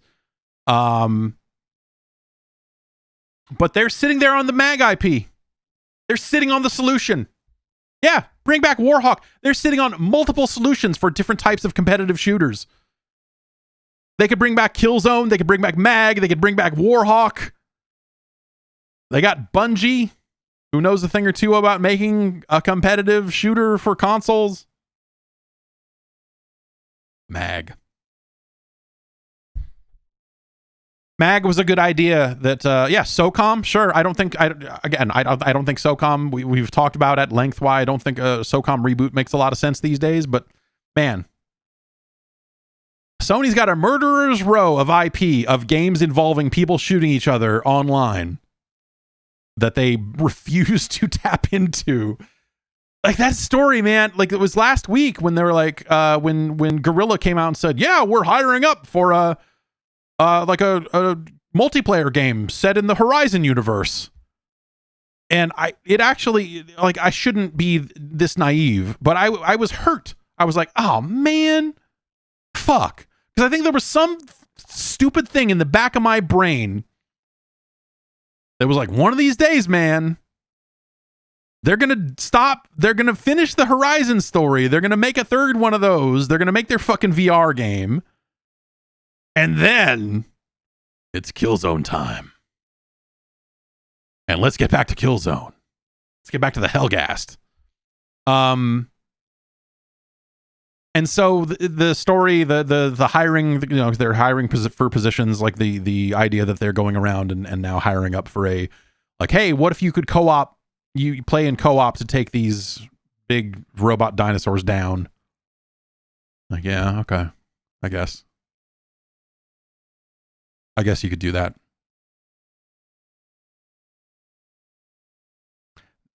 Maybe.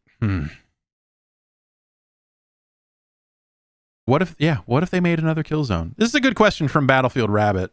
What happens when everyone gets tired of battle royales? Yeah. Right? What is the next thing in shooters? What is the next big free-to-play mode in shooting? Because let's face it, that's a big part of why these games have blown up with so many different audiences, is because they're free. PUBG PUBG was not free always, right? I mean, that was originally like $20 or something like that. But like, Fortnite has been free. Warzone has been free.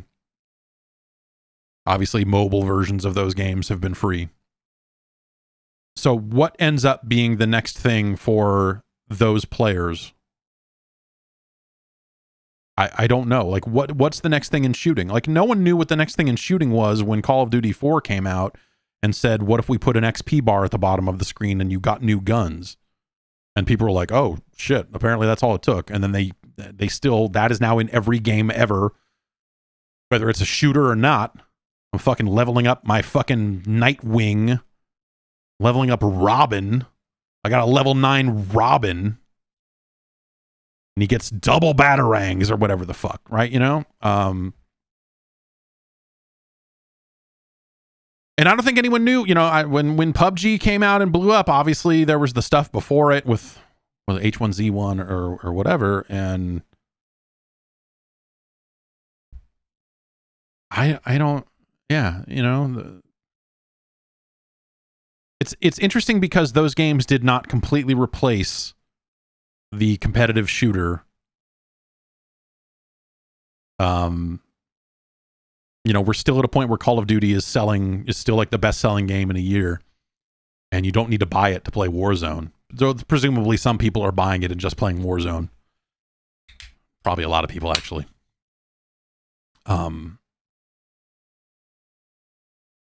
So yeah, what happens when that falls off? And I think the thing you're seeing is that Epic is trying to do everything it can to keep people from falling off. If you look at the trajectory of Fortnite in terms of what they've done to that game, I can't look at the trajectory of like player numbers because I just don't have that data. We could probably try to extrapolate like long-term graph of like Twitch viewership and try to extrapolate that into some kind of overall interest in Fortnite and see where it kind of goes up and down. But that's probably not a truly representative line of the player base. But like, look at Fortnite now. They've got a mode where they took out the building. They've got a mode, and now you can get on fucking BMX bikes and do sick fucking tricks. And you can launch yourself across the map with a gigantic hammer. And they've got special, you know, limited time events where they're bringing in licensed IP to do shit like fucking get the sword from the movie and use it to kill everybody. I think that's the name of the mode.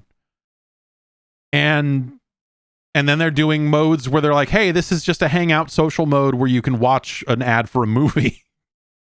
Watch a big Star Wars ad here inside of Fortnite. And so as you look at them really alter what that game is and what that game can be, you're looking at them finding new ways to attempt to hang on to their player base. As people maybe start to grow a little bit tired of the basic, all right, we got to stay in the circle. I got to sit on top of this toilet and hide here for 20 minutes. And then the circle's closed. I got to run over here. And I got to shoot these 3 people and I got to get here. And, you know, so they're probably, I feel like Epic is the one that has the most to kind of lose because so much of their stuff hangs on that game being that game. I guess PUBG also. But, you know, Call of Duty still has its traditional multiplayer. You know, when you watch Call of Duty tournaments, it's not people playing Warzone, generally speaking. They will do some of that, but it's, you know, it's people playing the traditional Call of Duty multiplayer. That is still kind of the bread and butter for that thing, or at least that's how Activision has viewed it. And their refusal to split Warzone off into its own completely separate thing and still treat it as like this free-to-play almost demo for the full game is really bizarre. Because you almost feel like they could probably be making more money if they found different ways to break it off and monetize. But whatever, we're splitting hairs on that stuff. But I would look at Epic and look at what Epic has been doing and who they've been acquiring and the different sort of stuff that they're probably viewing as the future of that game, both as a video game and as a marketing tool that they can sell when it comes time to like, oh, hey, we're doing this Star Wars thing, or here's fucking Travis Scott or what, you know, they went and bought Harmonix. Like clearly, and I'm guessing here, as I say clearly in a very assured way, I am just speculating here, but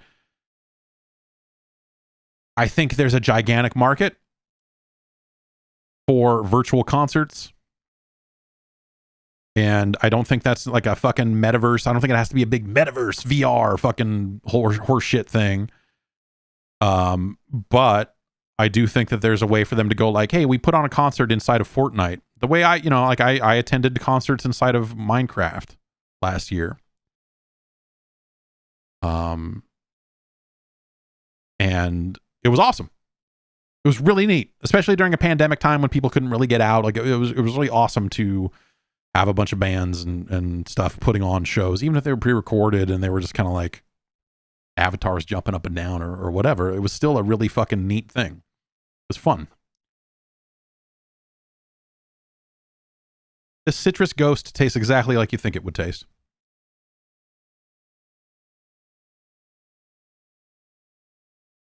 Just tastes like a Mountain Dew. Yes, Mind Bullet is right. VTubers are ahead of the curve. The curve there, not the curb. on a lot of that stuff. But yeah, so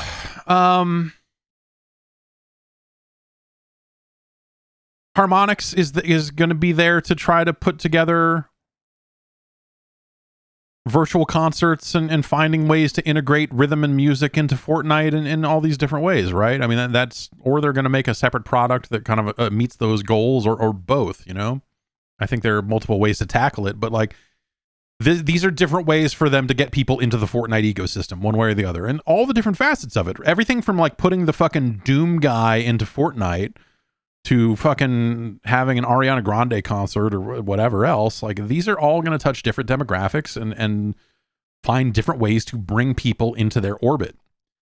And I think that is very smart of them, because again, I think if they were just peddling the same battle royale year in, year out, and they're like, oh, new season, new skins, and that was it.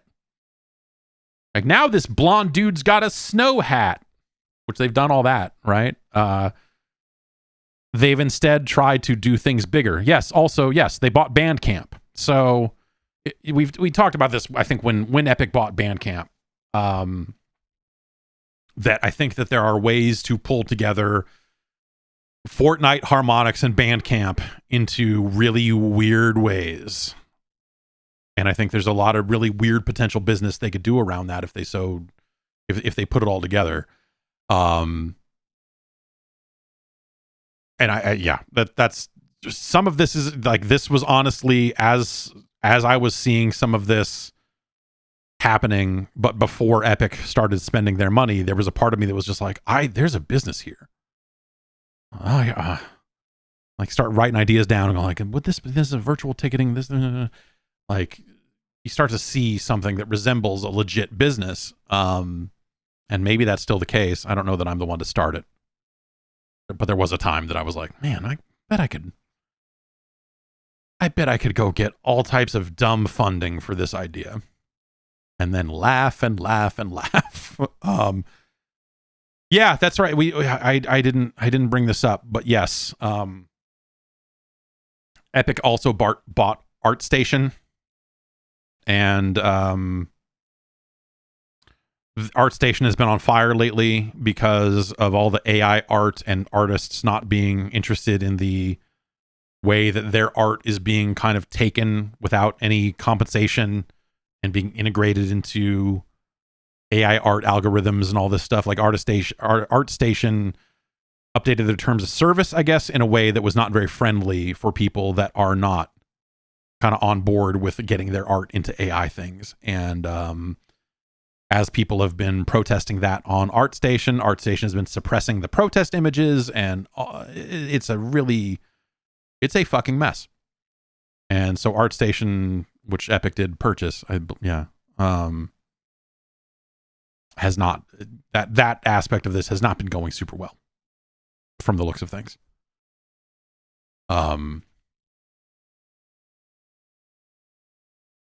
Anyway.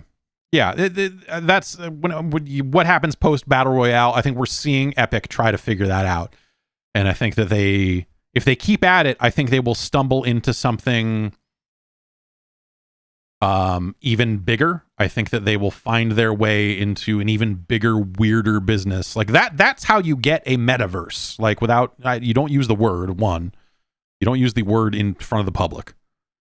If you want to use the word metaverse, that's a thing when you are talking to investors, because they think they understand what that means, but that's a never ever mention outside sort of term, right?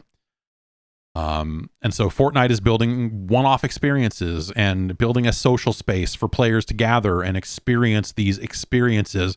They can also play a game. Rec Room is also, in a lot of ways, building something similar, but a lot of those experiences are game-like. There are social spaces inside of Rec Room where you can hang out, but Rec Room is another one that is kind of doing it in terms of like, hey, we went and built a game. We went and built a big VR game and did some really cool, crazy shit with it, and now it is kind of seeping into this larger, kind of more social thing. And we don't know where it leads, but we'll get it there. And as a result, there's investor money, going to come our way because of it. VR chat is another one that comes up all the time. That's a little more direct in terms of like it's a social space for hanging out. But yeah, you can see a lot of virtual concerts inside of VR chat, DJs and things like that happening. Yeah, but in terms of just like raw shooting, if we're just thinking about like what is the future of shooters, if I knew that, I'd be out making it. That's the thing. If I felt very strongly, if I had a very strong opinion about this is the next phase in first person shooting, in competitive shooting, I would be out trying to convince people of that and making it. There are obviously studios out there working on their next game, working on new games. There are people that split off of companies like Respawn that are, they're making their thing, and there's stuff happening. But will anything actually happen that is just like this is the big, okay, we've got a whole new land grab over here for a whole new style of shooter. This is the next Call of Duty. Like Call of Duty is still fucking Call of Duty. Weirdly enough, after all these years, after all the ups and downs and all the, like I think even myself, I predicted like, oh, Call of Duty's peaked, it's done. And then they come out with a fantastic game and you're like, oh, well shit, man, they still have it in them to, when everything lines up right and they actually fix the things that needs to be fixed, then they can put it all together. And maybe, is Escape from Tarkov the new thing in shooters? I don't know. DMZ mode will be the proof in that. If DMZ mode in Call of Duty really takes off and becomes something that they iterate on in big ways, because that is in a lot of ways, the mainstreamification of a concept like Tarkov, which Tarkov is probably still too fucking crazy for the average person to get into,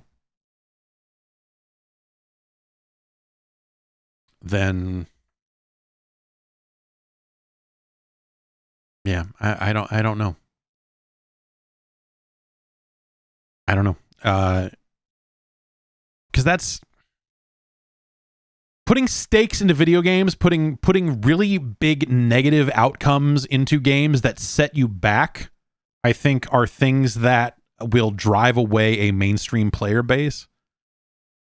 It cuts both ways, right? Because if you've got something on the line, your loot, your weapons, the things that you lose when you die in Tarkov or in DMZ or that, it needs to be, the stakes need to be high enough for you to really want to stay alive and to make that matter.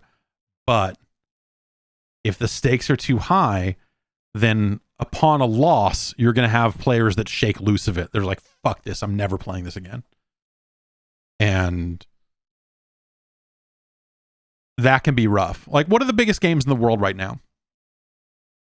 In terms of just, player numbers, and is it still League and Valorant? Well, is it still League? I mean, MOBAs are the ultimate in short-term stakes.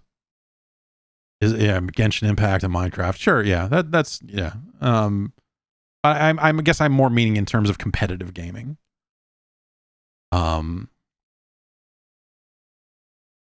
League is in some ways all stakes and in some ways zero stakes, because all the stakes play out in over the course of one match. How did you level up? You go through the whole growth procedure about like, you play your character this way, you hit this lane this way, your team does this, it fucking went bad. But at the end of it, you just hit go again and you're right there. All that shit is temporary. There's no stakes. Unless you really care about your leaderboard position or whatever. So, yeah, I don't know. I don't know. It's a fascinating question that we could probably sit here and fucking think about forever and never come up with a great answer. But putting stakes into video games ends up being a really difficult thing, because you'll have players that spent money on a thing and then they're like, I didn't even get to use my thing because I got fucked over by some server crash or this happened and they feel cheated. Even if they weren't, even if they lost fair and square, you'll have people that come away from it going like, I spent money on this thing and fuck this. I never want to see this again, you know? And if you want something to be some big mainstream hit, I think it behooves it to be this sort of short-term short-term endorphin burst, right? This like adrenaline boost about like, hey, here's your 12-minute match.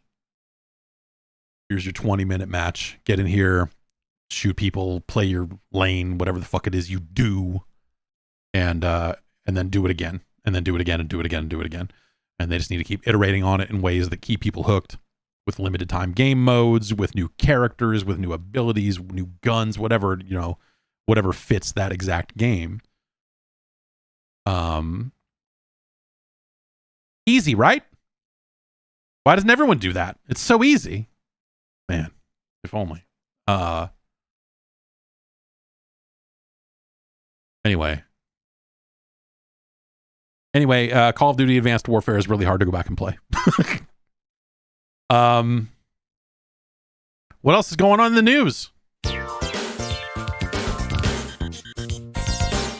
Not much.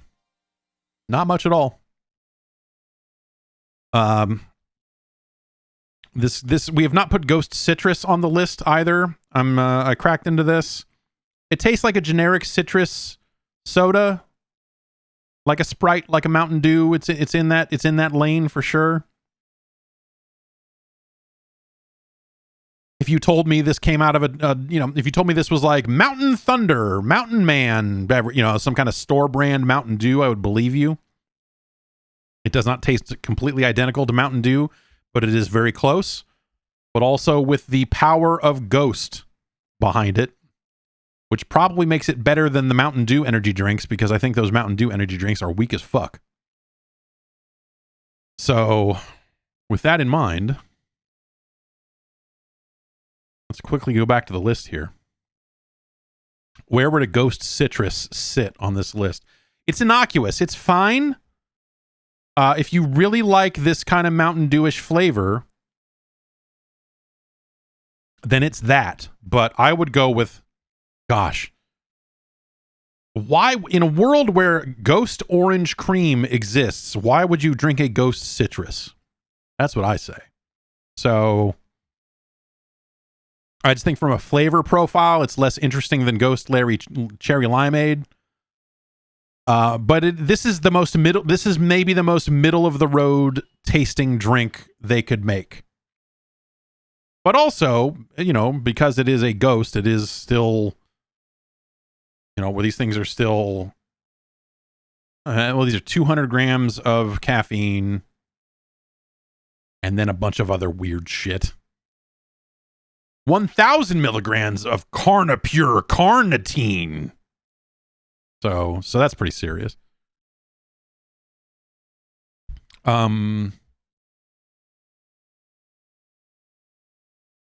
It's not as good as Tropical Mango. But again, if the energy profile is solid the way a Ghost is, that's a lot of value, and this tastes fine. But I would say it's probably not as good as Peach Rings. It's better than G Fuel PewDiePie. It's better than Recovery Pineapple Coconut, which I was disappointed by, to an extent. It was fine. It's better than Blue Raz.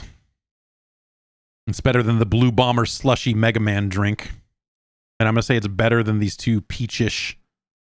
This is peach and pineapple. I forget the peachy keen, obviously the peach. Was Paradise Pineapple? It's going to go right there.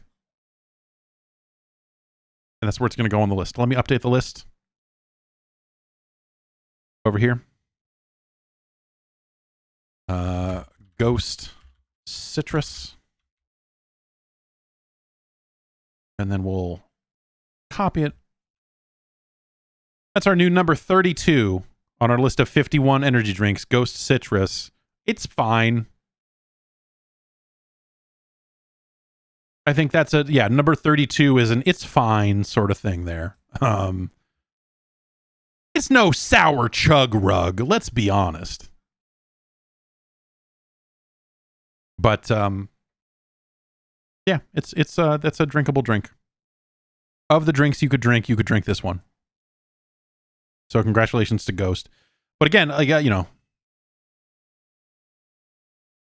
in a world where Ghost Orange Cream exists, if you're buying Ghosts, I would go that route. If you need to change it up, Red Berry is quite good as well. Then Cherry Limeade's all right. Swedish Fish is all right. Tropical Mango's all right. That's all the energy drink tasting we will do today. So congratulations to everyone involved. There's, you know, again, like I said, we are in the week between Christmas and New Year's, so there's just not a lot happening. This Microsoft Activision thing keeps, you know, obviously this thing's been in the news every single week for a while now because of all the antitrust,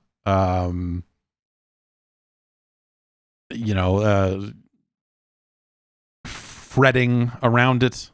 And according to Video Games Chronicle here, Microsoft and Activision have issued a statement kind of hitting back at the FTC's attempt to block the merger.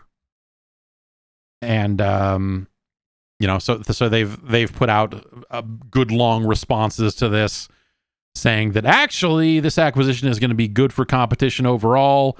And it's interesting to hear Microsoft refer to themselves this way because it's just not something that is done over the course of them marketing the console, obviously. But the acquisition of a single game by the third place console manufacturer cannot upend a highly competitive industry. This is particularly so when the manufacturer has made it clear it will not withhold the game. The fact that Xbox's dominant competitor has thus far refused to accept Xbox's proposal does not justify blocking a transaction that will benefit consumers. Giving consumers high-quality content in more ways and at lower prices is what the antitrust laws are supposed to promote, not prevent. Yeah,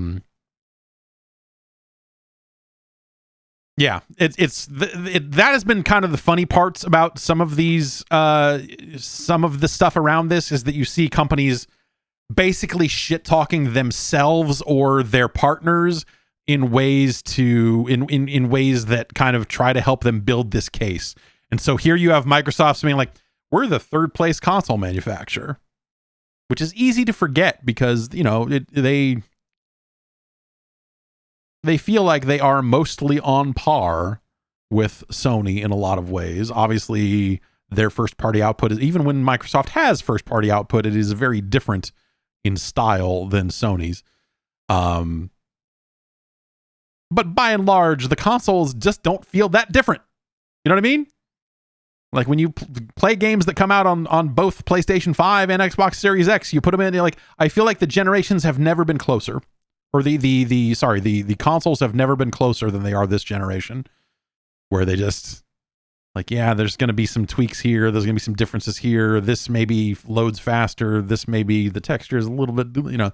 There are minor differences, but they feel like incredibly minor differences. In terms of even just architecture and all of that as well, you know, whereas the Xbox 360 and the PlayStation 3 maybe ended up with very similar video games, but because of the cell processor, you would have stories like, oh, it was porting this to PlayStation 3 and maintaining performance was a gigantic pain in the ass, or, you know, whatever.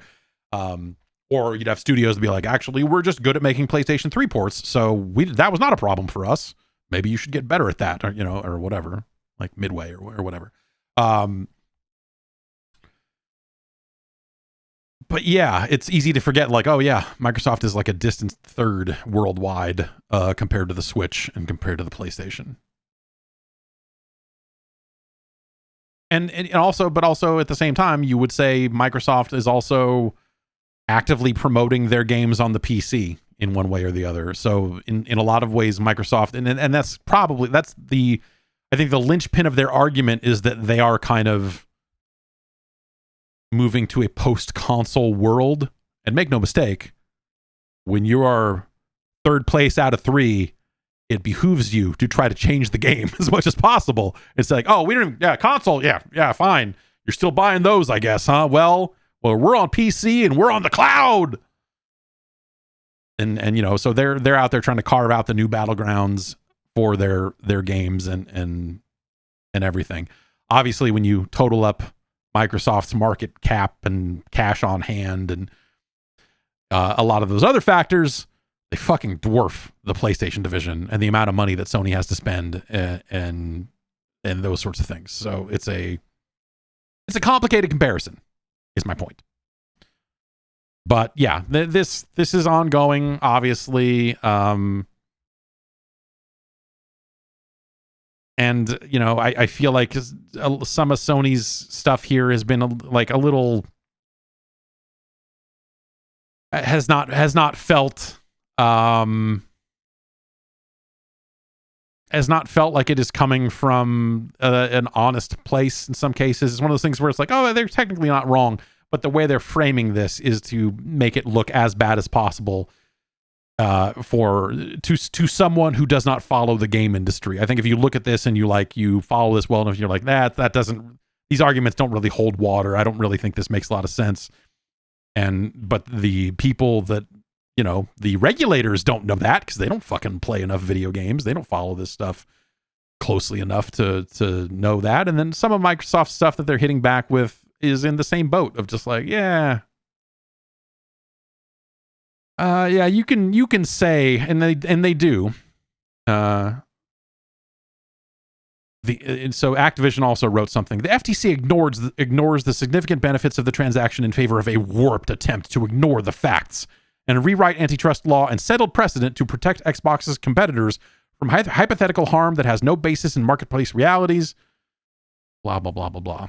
Activision, and particularly its King division, will also enable the acceleration of Xbox's early, non-existent mobile gaming business, which would enhance competition in the fastest growing segment of gaming. And the transaction will ultimately expand the capital support and talent available to Activision's game development studios, driving further innovation in new games and technologies. The FTC's disregard for these benefits to consumers and focus on supposed harms to Xbox's deep-pocketed competitors betrays a fundamental disconnect between the FTC's theories and the antitrust law's underlying purpose, which is to protect competition, not competitors. The mobile side of this argument where they're like, well, really, we want this because we want King. I guess. I don't know. Do you think King has many more hits in them? Obviously, Candy Crush exists and it is still big. But come on. I feel like there have been so many cases of hit. No, well, you know, like what the Angry Birds guys, Rovio or whatever. Like, you know, I'm sure that they are still raking it in, right? But if they ever had a hit the size of Angry Birds, obviously they franchised the shit out of Angry Birds in 9 million different ways, but they kind of fell off. I'm sure for them falling off means they're probably still making millions of dollars every single day, the way that Candy Crush almost certainly is as well. But I don't know. This end of the argument seems really weird to me because it often feels like it's, you know, King feels like a division that is making money and they will continue to make money based on their existing games, but there's no guarantee that they can parlay that into another game that's as big or even close to as big as Candy Crush. And so the idea of like, oh, we're going to do this so that we can continue to innovate and build a mobile business. It's like, you're not building a mobile business. You're building a Candy Crush business, which is a pretty good fucking business to be in, I'm sure.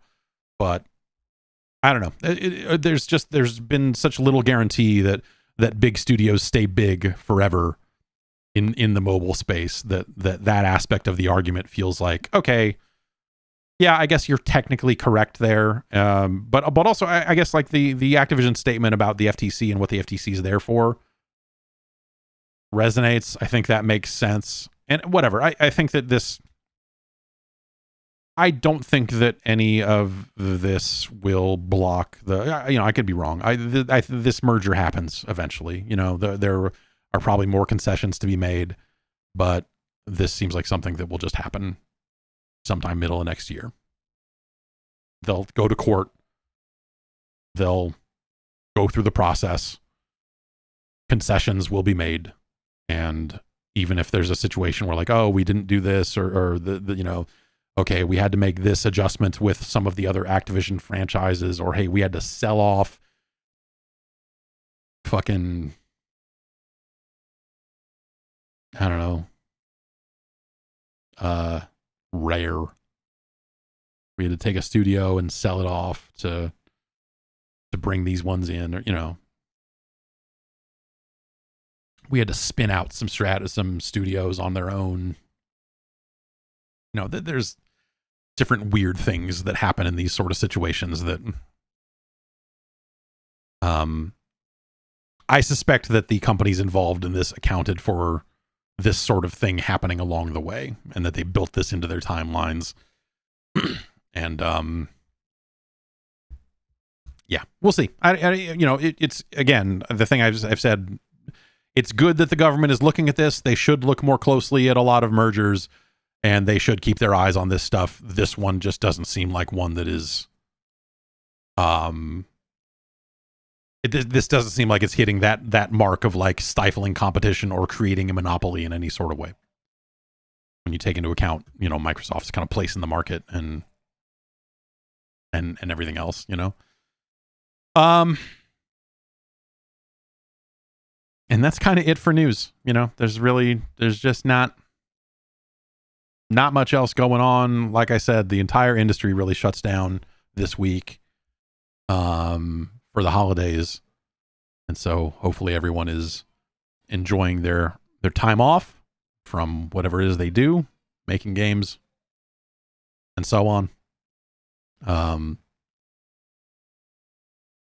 sure there are plenty of people actually working on, but you know, in terms of news and press releases and sort of public facing things about games, it just doesn't really, you know, there's rarely anything this time. And so even a lot of the news sites take this week off from reporting because there's just nothing.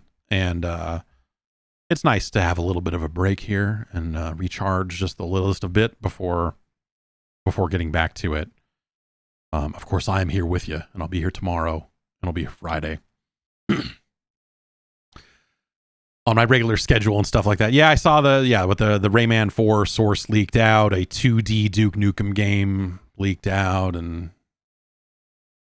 yeah. Pat Bear is pasting something from,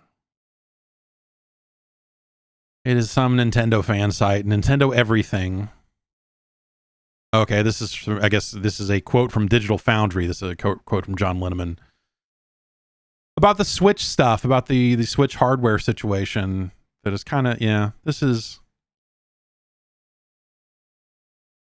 yeah. So the crux of it here is, Linneman has kind of weighed in on this and said, after speaking with some developers, he believes Nintendo was at one point toying around with the idea of a Switch hardware refresh. However, that seems to no longer be happening, and the company is apparently pursuing a true successor instead. Yep. That is my understanding as well. That the thing they are working on is the next thing. It's not, especially now, you know, it's not it'd be a little late for a mid-generation refresh at this point, but my understanding is that the thing they are doing is whatever the next thing is. It's not some updated thing. But yeah, whether that thing was happening or not, that's a much weirder conversation depending on who you talk to. And the very idea about like a 4K, a Switch Pro, whatever the fuck you want to call it. You know, there were so many different, like, reasonably well-sourced articles from the looks of things saying very direct things like, this studio has dev hardware. We got a quote from this studio, and they said they have the kits. I'm like, okay. Are they lying? Or did they have something? Or did they have specs? Or did they have a dev kit for the OLED Switch because they want to make sure the color depth is right, and someone took that to mean, combined with some of the other talk about a hardware refresh, they're like, oh yeah, we've got one of those kits in here. someone who maybe wasn't as familiar with the plans as maybe they thought they were. It doesn't take much for those sorts of stories to spin out of control when you've got people that don't necessarily have all the facts in front of them. And so it is always possible that a source inside a studio may not know exactly what the studio has, especially with everything I've heard with regards to how Nintendo treated the Switch early on in the process when they started sharing Switch dev kits and Switch details, when they started reading in devs and going through the disclosure phase on the Switch and what it was. Those early partners, those first the first people that started getting those kits, the bigger studios, generally speaking, you would have situations where you would have very specific individual people, CTOs, and like the people that are going to be responsible for those sorts of decisions, and maybe the people that are like actively working on a game for the platform. But the early days of Switch, everything I've been told about it is that it was usually at most studios, and different studios are going to handle this differently in terms of just like how loose they are around the office, around the water cooler, if you will. But we're talking like locked rooms and only people that were read in and signed and like cleared to see the shit were able to see the shit. And so it wasn't like 100% of the game devs at a studio were able to walk in and look at it. It's like, okay, need to know basis. Do you need to know about this because you are a decision maker at this company or you are actively working on a game for this platform? That's it. Everyone else, go work on your fucking Xbox games and PlayStation games. Like we will tell you, you can find out about it later, but you are not on the need to know list. And so you don't need to fucking know. Now, obviously people talk.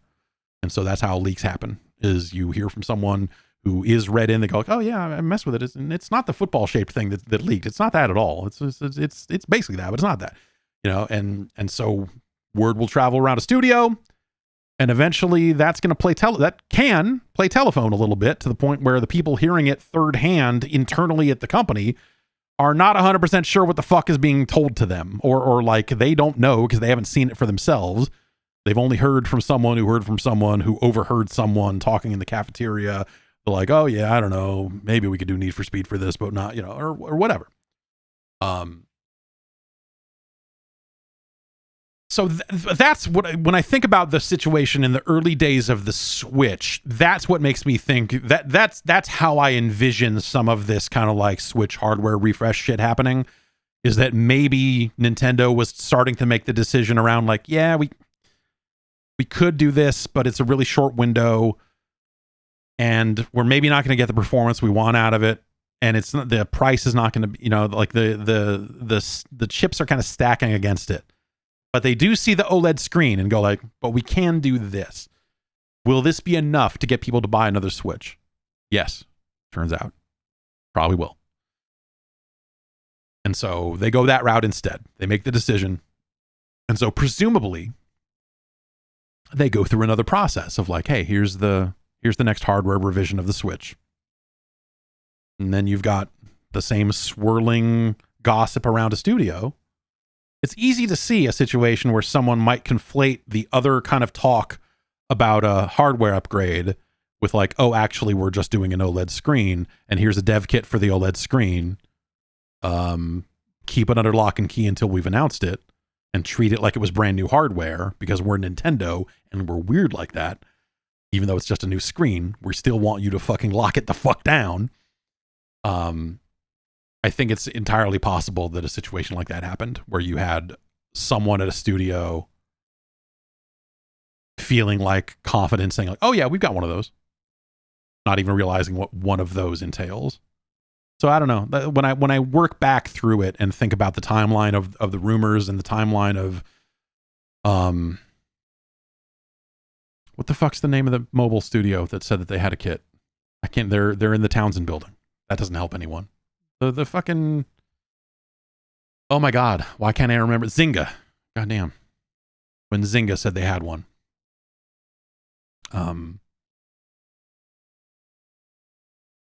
What did they have?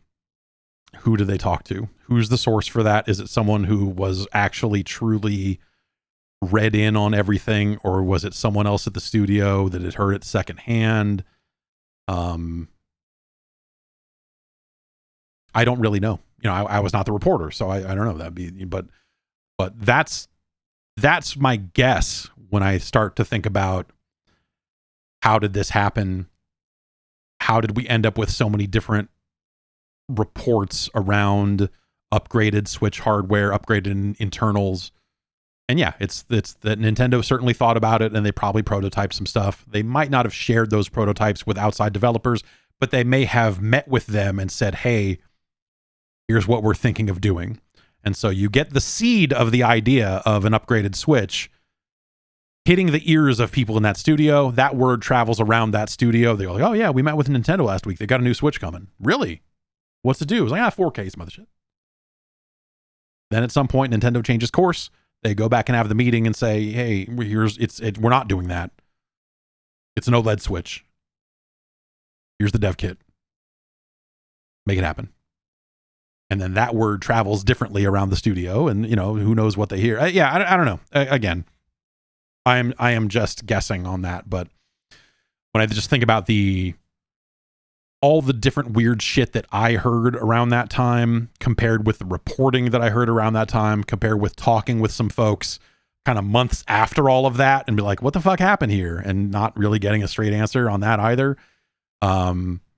Yeah, I think it became a case of like, they thought about doing it. They probably communicated that externally to a minor degree, and that traveled in such a way that it turned into this story. But I think we can all agree here at the end of 2022, they do not need to do this. They do not need to have a refresh, a minor refresh of the hardware. They need to go all out at this point. It's been enough years, enough time has passed. An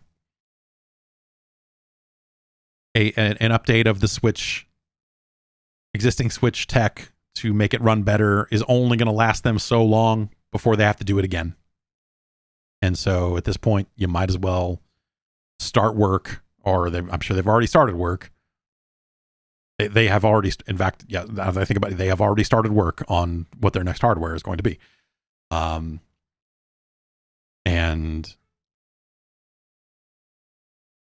yeah, so yes, this quote from John Linneman at Digital Foundry about the kind of the timeline, or the kind of the idea that Nintendo at one point thought about doing it and then didn't. I think that lines up with, I don't know that I heard that exact thing in that exact way, but like, again, if you talk to enough different folks and try to piece it together, that seems to be how that probably went. There'll be some things that we probably just never know about it, like how, because again, a lot of that reporting seemed very well sourced. Some of it seemed like it was coming from supply side, like, hey, we're making screens for this. Hey, we've got chips for this, or whatever else. So Nintendo probably at some point had to do the legwork and be like, can we do this? So they probably take the meeting with the suppliers and go like, hey, theoretically, we need this many chips by this timeline. What can you do? And, people talk. People talk. You want to put a year on it? When do you think the next Switch comes out? Or the next Nintendo hardware?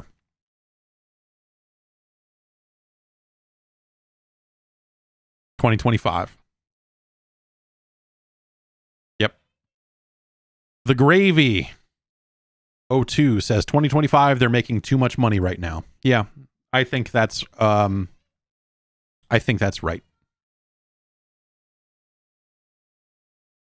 I think that makes sense. I think that they are, when the bottom drops out, the bottom will drop out. But even then, the bottom will not drop out of first party sales, because that's what people bought a Switch for. Like, the third party story on Switch has not always been amazing anyway for the bigger games. I mean, there's a lot of great indie games, a lot of smaller games that do really well on Switch, I'm sure. But, the classic Nintendo story of people buy Nintendo platforms to play Nintendo games, I think has largely held true. And so I think you'll see a situation where, you know, and we've already seen this to some extent, despite Microsoft saying they'll put Call of Duty on the Switch.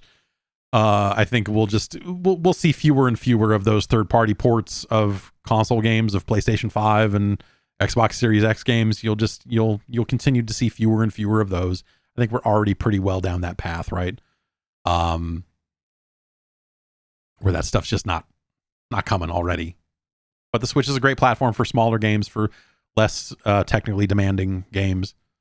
But like, look at Bayonetta 3. Look at Pokemon. There's a twofold story being told there. One, those games don't look great and they don't run great. In fact, in the case of Pokemon, I have not played it, but having seen some video of it, it sure looks fucking bad from a performance perspective. But also, one of the best-selling games, you know, like it fucking blew up. Is it like the fastest-selling Pokemon game? They do like what? How many million copies did they fucking move in Japan? Launch week or what? You know, like people are not shying away from those games because of the low performance of the game, or the performance limitations of the Switch, which I am convinced that a game like Pokemon probably could work a lot better on the current Switch technology. I don't think that it necessarily is the fault of the Switch, but Bayonetta, there are aspects of Bayonetta where you go like, man, this would look better anywhere else. So, yeah. An upgrade would suit them if they could do it. But also, I think first-party Nintendo games are so well designed around the limitations of that hardware. Generally speaking, they've gotten out of pocket a little bit here and there. I mean, if we count Pokemon's performance, it's really crazy. But there have definitely been situations where it's like, this game doesn't run well, especially undocked. And so Nintendo is even letting some of their first-party games go through, or some of the games that they're publishing, maybe not the games they're developing, but they've let games through that don't run very well at all. So they'll get to a place eventually where they're like, no, we need more power. We need to make Mario run well. And we want to do this with it in a way that will make it not run well on current tech. So let's go. I think 2025 makes a lot of sense for that in terms of new hardware. Because like let's face it, if we were doing 2023, we would have probably known by now, right? There would be enough talk about, hey, disclosure is happening. Like people have found out about the new. I feel like that there would have been some kind of leak, some kind of news about that if they were already putting out. If they were already giving details or hardware or anything of that sort to developers, we would probably have already heard about it.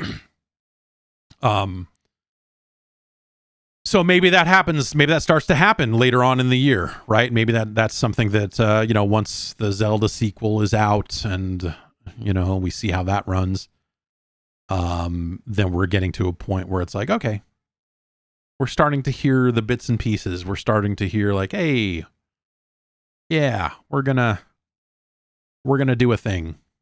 It's time for us to do a thing.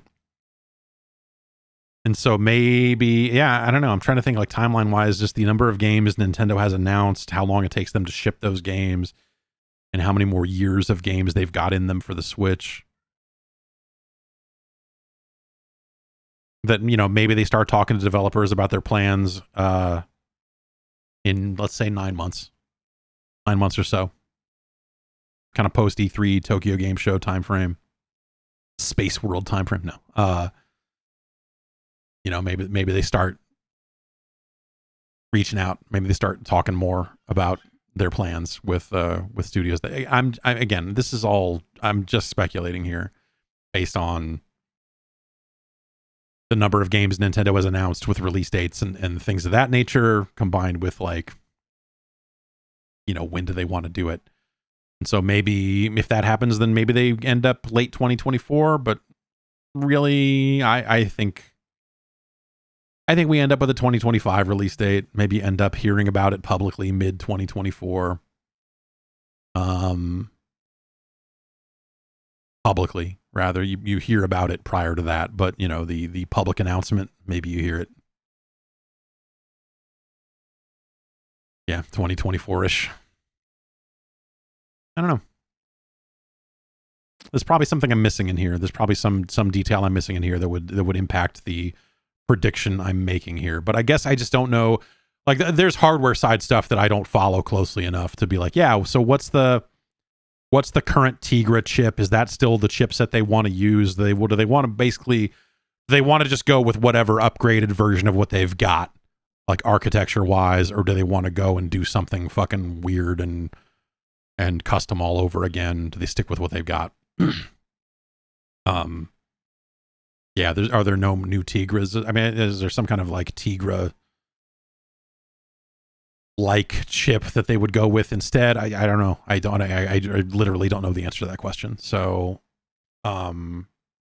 that's, you know, that's something that obviously is going to impact their ability to develop new hardware and all that. If they have to re-architecture the whole thing because there's nothing more powerful in the Tegra line, then, you know, do they end up going? I think if they end up going, because I do think that they end up having a handheld device that docks to TVs. I think that they will stick with that. I think it is that feels like one of the safest predictions one could make right now when it comes to whatever Nintendo is going to do next. I think that the form factor of the Switch, they will stick with it. And so that is going to limit them on what they want to do in terms of the whatever hardware they can pack into that thing. In terms of size too, you know, they're probably, I don't think Nintendo is not going to look at the Steam Deck as something that is like major competition for them. But I'm sure that they got one and they took it apart and they stared at it for a while and went like, oh, all right. Looked at the chips. I looked at the cooling solutions and all of that.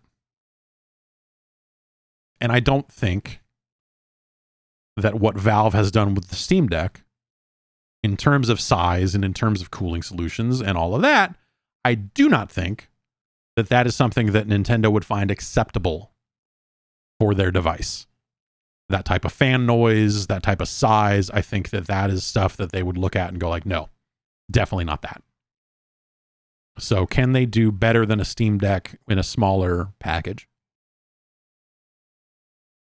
Probably not today, but you know, we get a couple years out. Maybe. We'll see. And then, yeah, I don't know. Before we get to all that, we've got 2023 staring us in the face.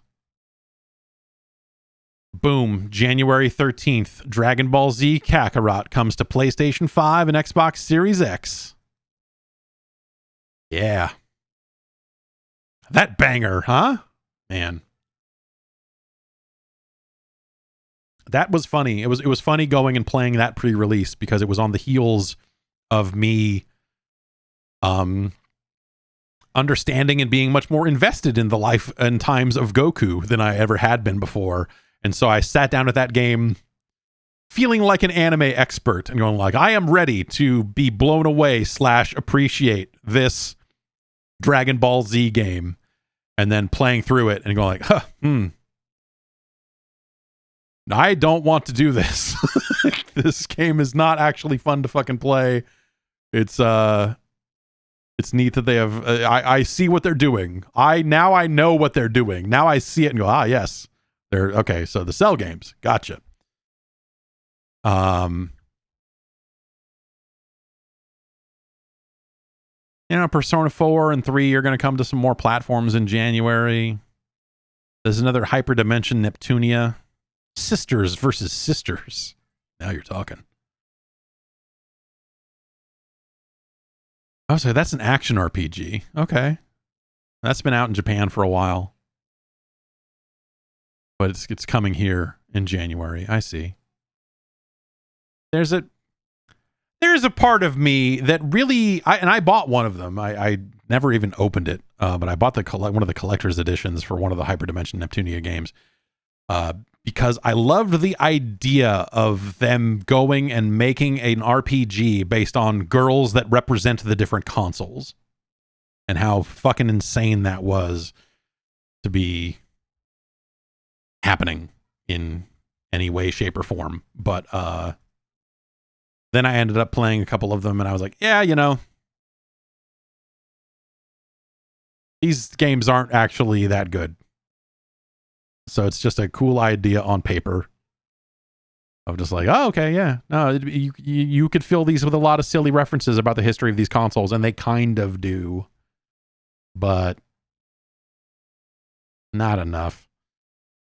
Forspoken is apparently out in January. I have honestly, I have not seen much of this other than the trailers. I did have, I could not make it. I had an opportunity to go see it around the time of the Game Awards, but was not able to make it and see it. So I guess there was a demo out. Is that demo still out, or is it time limited? I don't know. Maybe I'll give it a look. I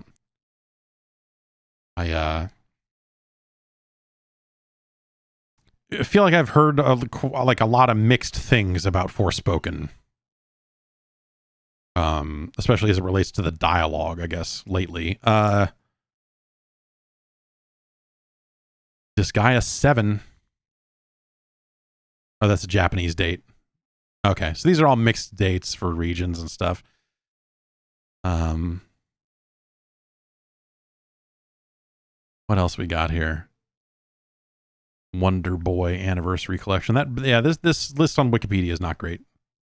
There's still no great way to find. There's no amazing source for release date information.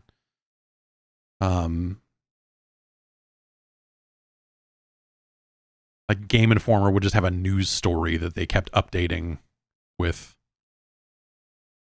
like release date info, as it was just like, okay, yeah, that's at least, as long as someone's keeping it up to date, that's good. But it was like the weirdest kind of, like, it just felt hacked in. You're like, oh, you should build a feature into the site that just shows this. But that takes engineers. So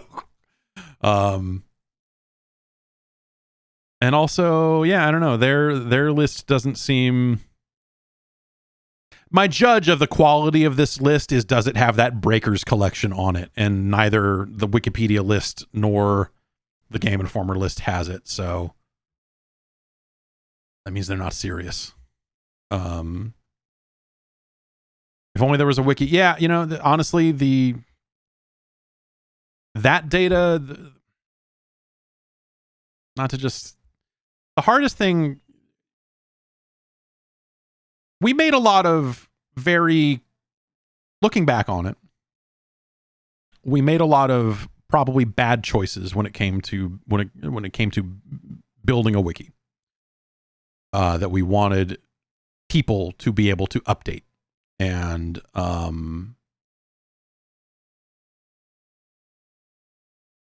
there are people out there doing absolute awesome, I think still probably, but really, you know, Marino could make a better list than either of these and put it on a website somewhere and probably kick everyone's ass with it. But you know, when you start requiring a lot of other data points like region, platform, barcode, number of players, like, you know, if the forms get too complicated, people don't use them. And so you need simple things for a wider range of people to use when it comes to asking for user contributions and user edits and stuff like that. So that was sort of the downfall of a lot of that system, and something I tried to sort of unfuck over the years, but never was able to really get there. Was around that sort of stuff. Was around the release data, finding cleaner, easier ways for more people to maintain that. Because then you get to a point where it's like, only the people that know how to do this will ever do it, and no one new is learning how to do it, so no one new is doing it, and so it becomes me and Marino, or Marino. So yeah, there's a lot of things like that are like, you can't build it for yourself. You have to try to build it for a wider range of people. And a lot of the decisions we made in 2007 and 2008 would prove to be problems a full decade later. Like, oh man, yep, we made that call then about the structure of this, and we should have I should have been smart enough to go the other way with it, but I didn't. And now here we are. And making that change is such a dramatic, crazy thing that it would break everything. So we're kind of locked into this. But yeah. Release dates are best served by a spreadsheet, honestly. At this point, I think. So let's see. What else we got for January? Doesn't seem like, the other versions of Monster Hunter Rise will come out in January. That'll be a big deal for those consoles. That Dead Space remake is out on the 27th. Which I guess my stock in that, in terms of things I want to see, has gone up in the wake of Callisto Protocol. I think early on I was like, well, I'd rather see a kind of a new take than from some of the same people than a remake of Dead Space. And now I am like, well, Callisto Protocol is a bummer, so maybe Dead Space will pull it off. It actually does look really cool, so we'll see where that ends up. PlayStation VR 2 will hit in February, of course, on the 22nd, so we'll get a rush of games around that launch. And I'm not 100% sure what to expect around that, honestly. I'm sure that headset will be fine, and I'm sure it'll have enough product at launch for you to go like, ooh, it's a new rush of VR things. But it's the long-term viability of it. Like what happens 2 years down the line. And how well supported is it long term? Is it better supported than the Quest, or is everything multi-platform? The PlayStation 5 is more powerful than a Quest, but obviously a Quest can dock to a PC, and so a PC can be more powerful than a PlayStation. You've got all that weird leapfrogging with the tech, and where does that end up? Where does the Valve Index end up in all this? It still exists. When does Valve's next headset come out? Deckard or whatever. What do we end up with when it comes to VR? It's and how many people actually care? That's kind of the other thing. It's not quite at a state where when I try to read the room, when I try to like look at the players' interest in VR,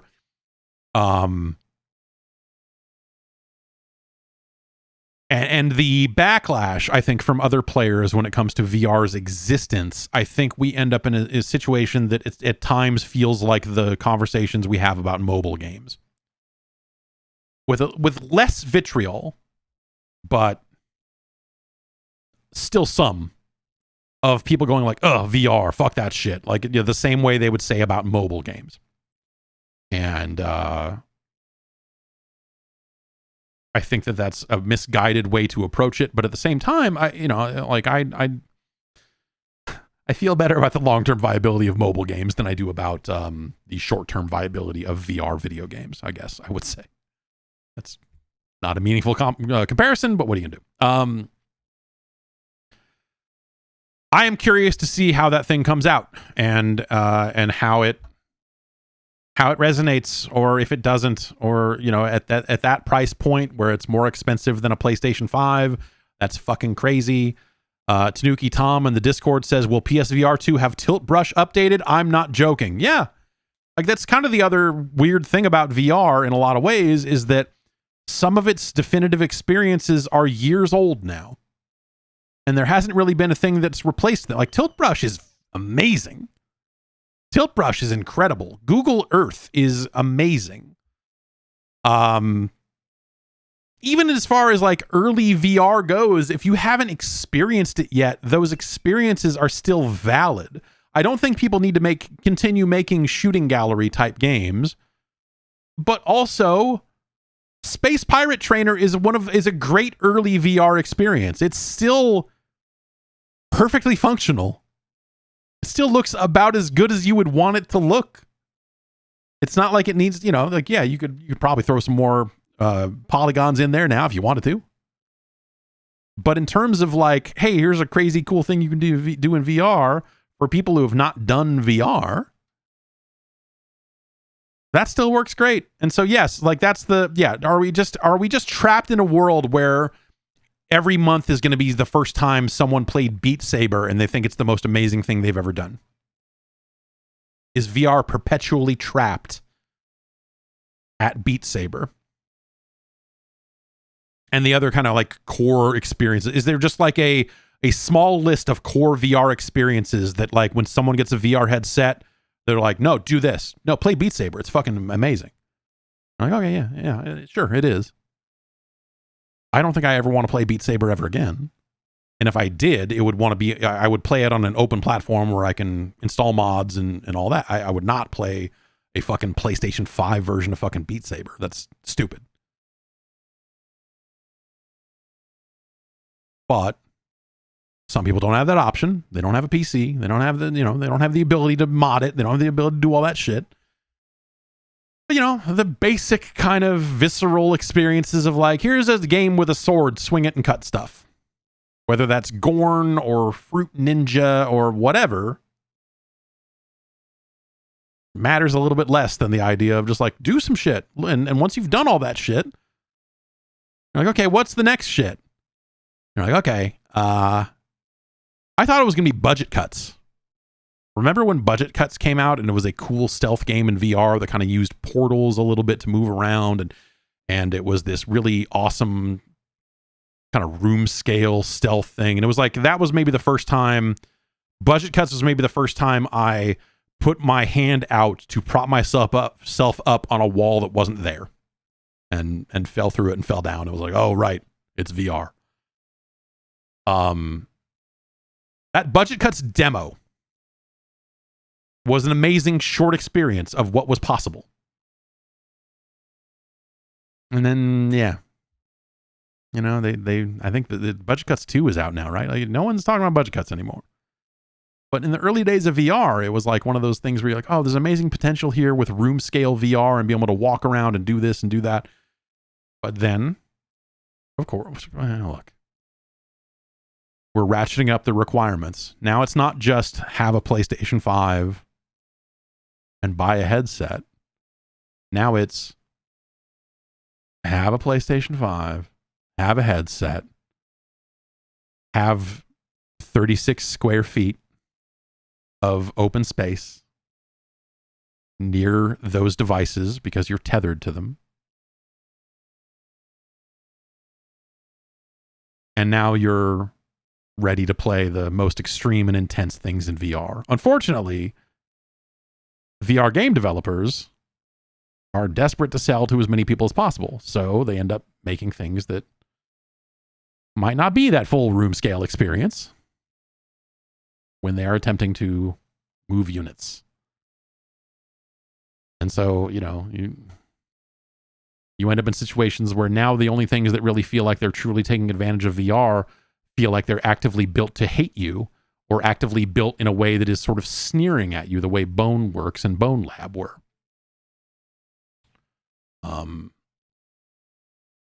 Where you're like, oh yeah, no, this is fully taking advantage of this is the no training wheels VR experience that you are building here with this. But not everyone wants that, and not everyone can handle that. And I don't know, it is what it is. It's what we've talked about it before. I could sit here and get bummed out about VR over and over again forever, but instead let's just talk about other video games. Theatrhythm Final Bar Line will come to PS4 and Switch in February. People like those. I like that other one, but this is the one that's gonna have like 1,000 fucking songs in it or whatever, right? They're like, hey, buy the DLC. It's got 800 goddamn songs in it.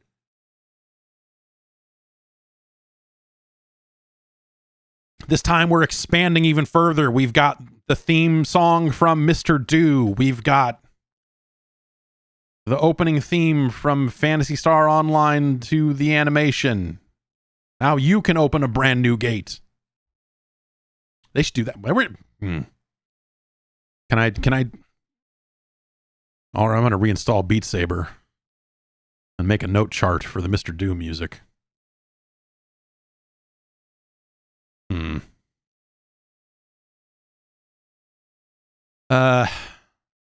Octopath Traveler 2 will hit there. The Destiny 2 Lightfall will hit at the end of February. You know, we were talking about Destiny 2 last week and how their seasons and stuff, like all their seasons feel like they just run together and it feels like the exact same menu over and over again. The Canadian there for a minute. Happy Boxing Day. Lightfall will be their big expansion, and hope this is the Game Informer list is funny because it lists Destiny 2 Lightfall as coming to Stadia on February 28th. I don't think that version's going to make it out. Somehow. But those trailers for Lightfall look great. Whenever they do their big expansions, I always end up spending significantly more time with Destiny 2 than I do when their new seasons start. The stuff they do around those always seems cool, and Lightfall looks, the trailers look great. That game has always looked great. I will definitely play that. I will absolutely positively play that. Last of Us Part 1 is coming to PC on March 3rd. This list says Skull and Bones is coming out. Both these lists say that. Wikipedia and Game Informer claim that Skull and Bones is a video game that's going to be released on March 9th. The greatest pirate game of all time got delayed on March 9th. No. What am I even saying?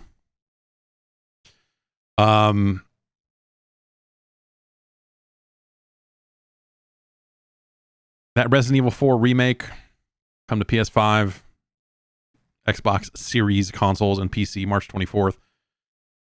Star Wars Jedi Survivor March 17th. Also on the 17th, Bayonetta Origins, which I'm take the pulse here of folks. Hey, what do you? Are we excited about Bayonetta Origins? Or am I alone? Or is this household alone in looking at that and going, ugh? Because my wife, a longtime Bayonetta fan, who is still working her way through Bayonetta 3 and not, doesn't seem like she's loving it, but is enjoying it enough to keep playing it. The Bayonetta Origins seems like, well, I don't know. I looked at that trailer and said, like, fuck that. Who the fuck wants that? And then I was like, well, maybe she would be into it. And my wife was just like, nope, that looks like shit. Like, okay. Crime Boss Rockay City is also supposed to be out March 28th, apparently. Which, okay, that game just got announced. Again, we talked about that game as the idea that a game is coming out and is literally called Crime Boss in this day and age, that no one has done that. But it sounds like a fucking BBS door game. Ridiculous. Meet Your Maker is coming out April 4th, which is the Behavior Interactive. That is their like build your own shooter level kind of map creator, like Mario Maker, but for first person shooting. Like that thing looks cool as hell. That trailer looked really neat. I think they're going to do some kind of beta with that ahead of time. I'm curious to see how that goes. Mega Man Battle Network Legacy Collection is out in April. The Horizon Forbidden West DLC is out in April. And apparently Dead Island 2 will be out in April. If you believe that. I just, yeah, well, whatever. Horizon. There is some part of me that still thinks about going back and finishing Horizon Forbidden West. And I have not gone back to it since it had just come out. I played, over half of that thing, and it's kind of got to the point where it started revealing some story stuff, and was like, okay. Yeah, I think I'm good. Yes, tedious is the right word. Jamal in chat says Horizon is tedious. I think I agree with you. I hit a point with that where I was like, I'm just going to keep doing the main storyline stuff. And then, because all of this side stuff, there is so much just checking shit off a list that I do not want to do.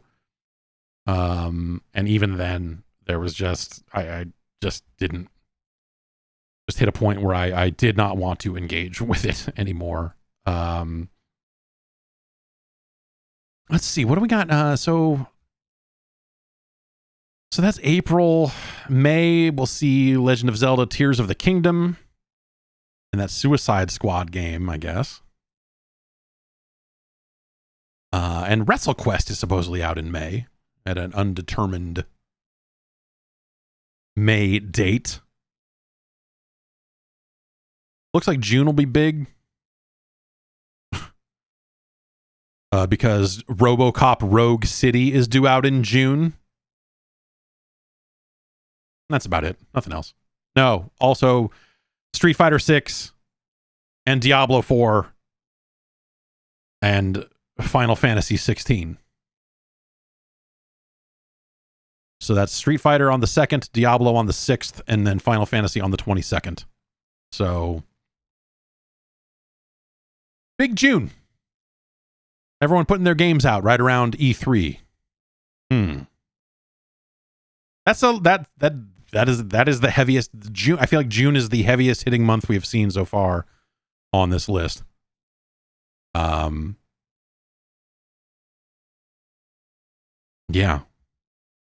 Right? I mean, that's a fucking huge.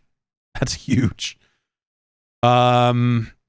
And then it gets really spotty from there, which is not, that's pretty normal for this time of year when we look into the year ahead, that like anything in the back half of the year is just like, I don't know, Baldur's Gate 3 is coming out at some point. Like there's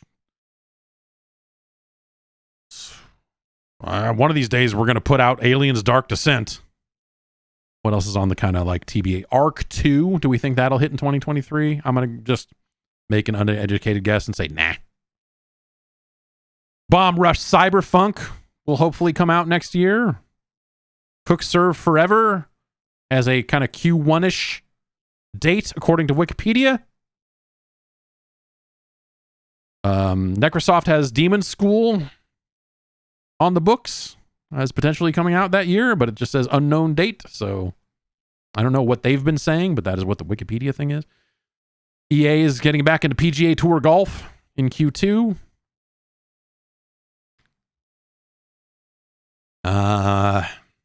Man, what else? Fallout 4 is coming to PlayStation 5 and Xbox Series X. Okay, maybe the frame rate will be fixed by then. Flashback 2, I forgot that got announced.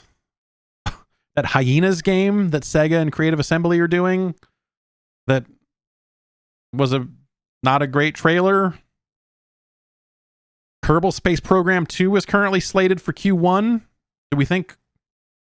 Okay, that's the more scheduled version of that is February 24th, 2023 for early access for Kerbal 2.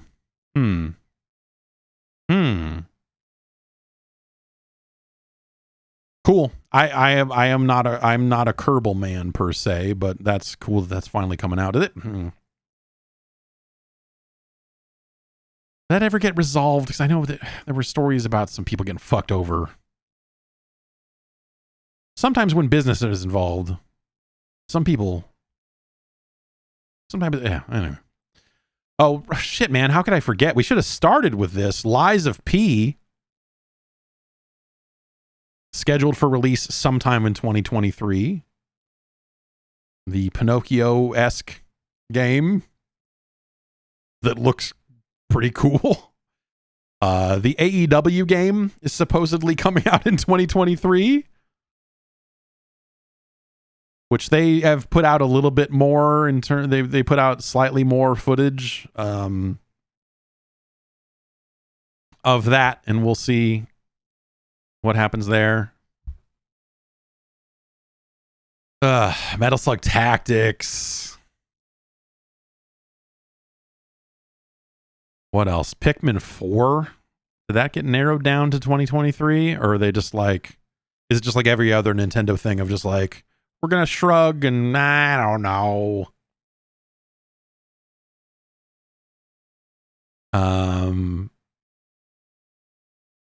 Returnal's coming to PC, right? Remnant 2, that just got, yeah.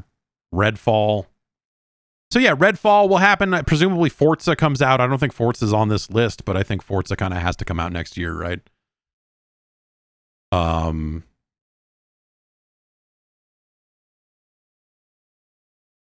Something called Starfield. Is that not on this page at all? Yeah, okay. That's a Q1, Q2, according to this Wikipedia page. I thought that was more like Q4-ish. I thought that was more like late in the year, but I guess it's first half of 2023 is what they said. Okay. Oh,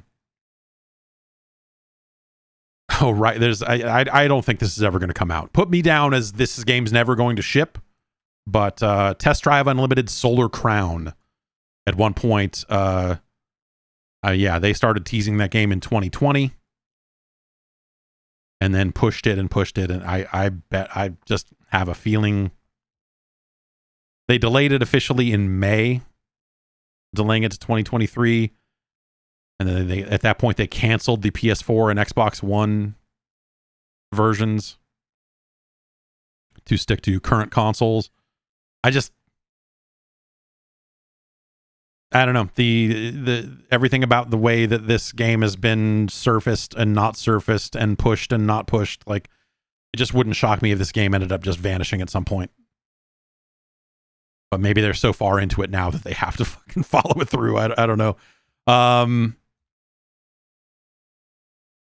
Yeah, I don't know. There's stuff like presumably there will be a new WWE game, which I don't know that they even announced per se, but that's on the list. Tekken also I don't think is on this list, right? No, Tekken is not on this page at all, but they did say that Tekken 8 was a 2023 game, didn't they?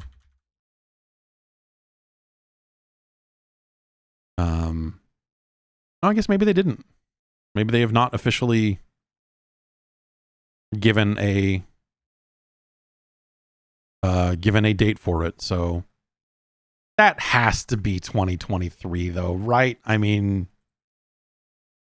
I don't think that's, well, maybe it slips, who knows, but I maybe that ends up a 2024 game, but I don't know.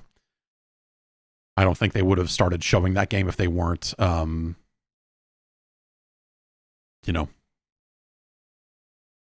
pretty far in on it.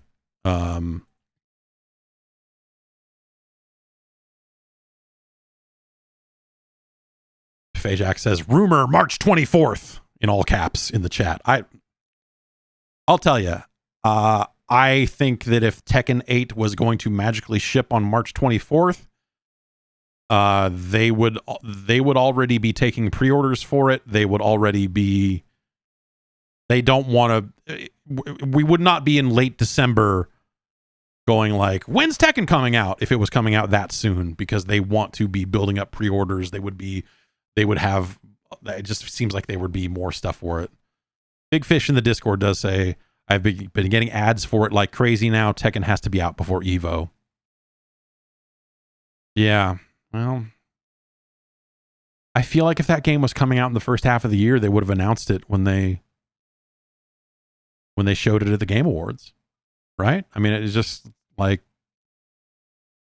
I don't think they benefit by holding back a release date if it's less than 6 months out, because they want to be They want to be getting pre-orders for that game. That, you know, like look at Street Fighter as an example of like, hey, we are announcing the date so that we can start taking pre-orders, so that we can start getting your money in here and start building the hype for release. And that game is not out until June. So if you were coming out in March, you would really want to start your pre-order campaign, and all that stuff immediately.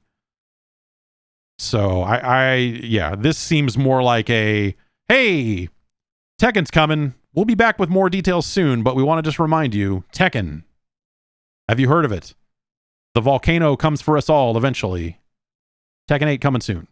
And that they would, at some point, you know, at whatever the last, maybe not Evo. Maybe they don't wait until Evo to announce a date, but maybe, shit, man, maybe they do. Maybe they go like, hey, this is the final send-off for Tekken 7 here at Evo, and here's our big trailer, our big proper massive reveal for Tekken 8, which is out in November, you know, or whatever. I don't know. And then there's whatever NetherRealm is doing, which continues to be a big weird mystery about like, hey, what? Oh, okay, you're not announcing at the Game Awards. I'm trying to think, is this the longest stretch that NetherRealm has gone without a game? Since they became NetherRealm, maybe even. I don't know. That's a weird. Floater on the Discord says, my hot take, new NetherRealm game in 2023 unveiled at E3. So one thing I'll say is that, you know,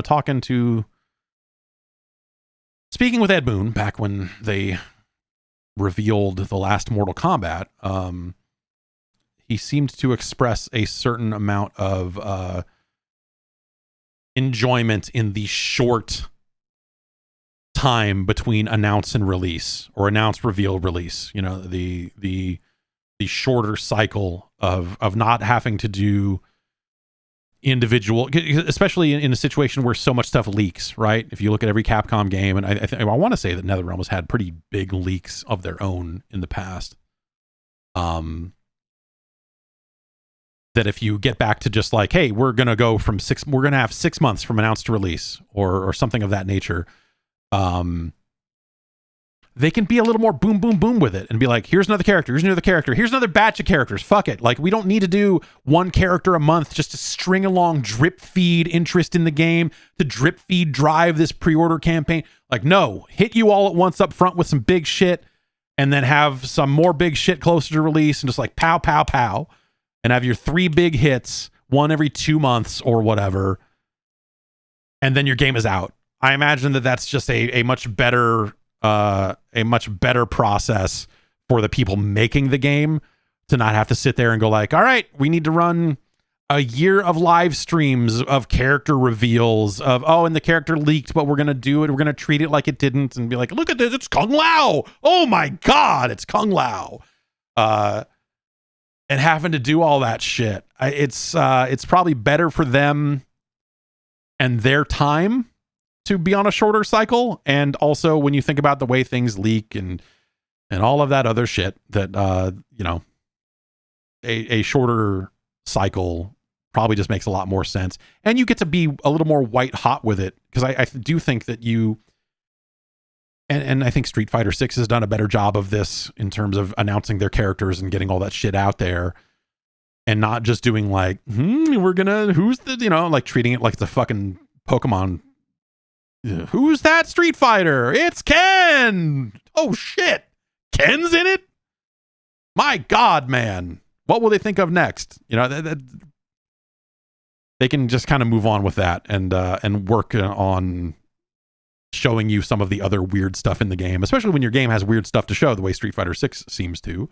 You know, I think they've done a good job with that, and I think that NetherRealm seems to benefit from that. Yeah, I think fighting games in general, where you've just got like the idea of a character roster, I think you end up probably benefiting from a shorter runway, because you get to just be a lot more high impact with your shit instead of having to drag it out over 18 months or whatever it is. And because then you're like, all right, who are we revealing at Comic-Con? Let's put It's Raiden. Okay. You get to just be really high impact with that shit and be out with it. And, you know, especially because all that stuff's going to leak. Yeah, I mean, all the Street Fighter stuff leaked. So, you know, it's I mean, for Capcom, that is just par for the course. You know, other studios are at least a little bit better at having their stuff not leak. But I don't know what it is about Capcom. If they, I don't know who Capcom talks to with this information that it is always leaking out. If it's just someone at Capcom that's just like, fuck it. Or if they are like talking to, if they're like, you know, if they're bringing in, you know, esports, if they're bringing in FGC people to look at the game and then it leaks out that way, or, you know, whatever the situation is. But yeah, Capcom, no one keeps their mouth shut about Capcom shit. That's for sure. We still have years of leaks of Capcom stuff to get through, right? I mean, there's still other games that, you know, that were in various leaks over the years that we're still kind of waiting on, I think, right?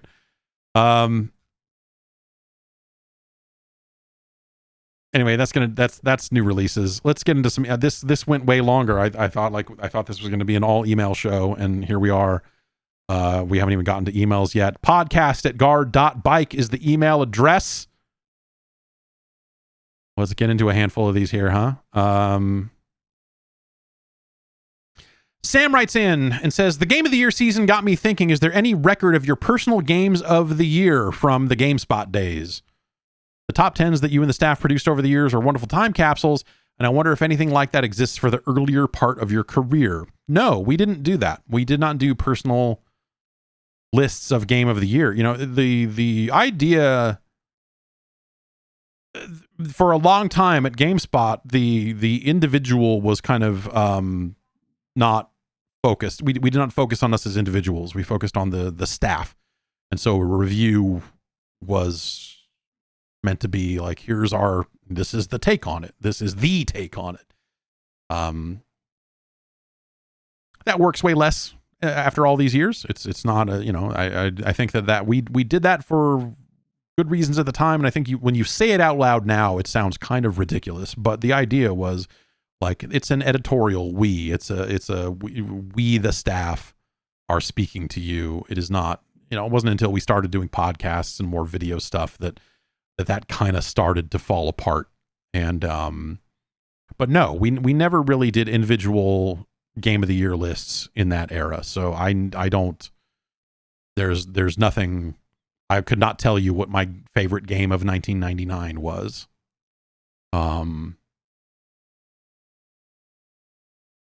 Because Blitz 99 came out in 98.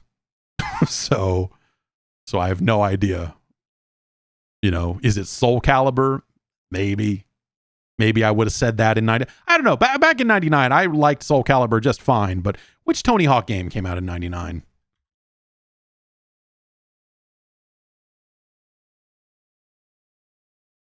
Oh, yeah, the first one. There. That is your answer. It is Tony Hawk's Pro Skater is the Game of the Year for 1999.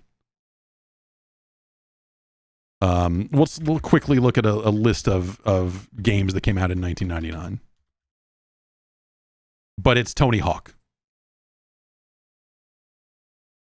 The answer is definitely Tony Hawk. Gran Turismo 2 came out the year. Unreal Tournament. UT would have been a contender. Chrono Cross, Soul Reaver. Soul Reaver is, I would not have made Soul Reaver my game of the year, but Soul Reaver is Soul Reaver.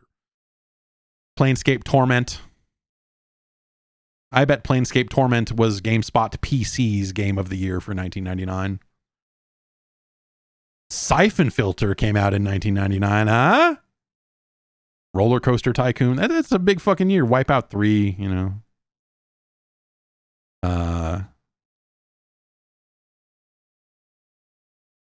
WCW Nitro for N64. There you go. That's it.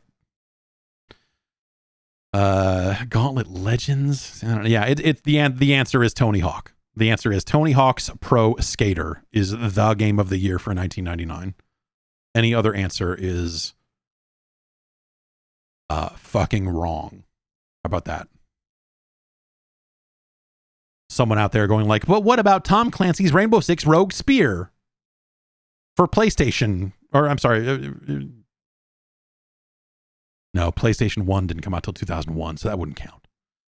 You know, Jagged Alliance 2 came out. Descent 3 came out in that year. That's a great fucking game. Quake fucking 3 came out in... God, did Quake 3 really come out in December? Yeah, I guess it did, huh? It's Tony Hawk or it's Quake 3. But also it's Tony Hawk is the actual answer.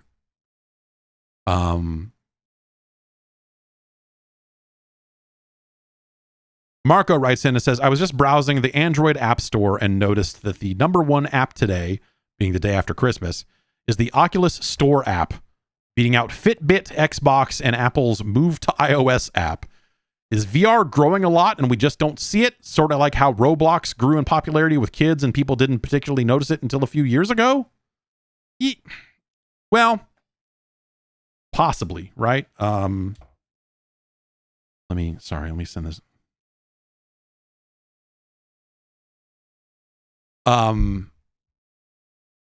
Obviously,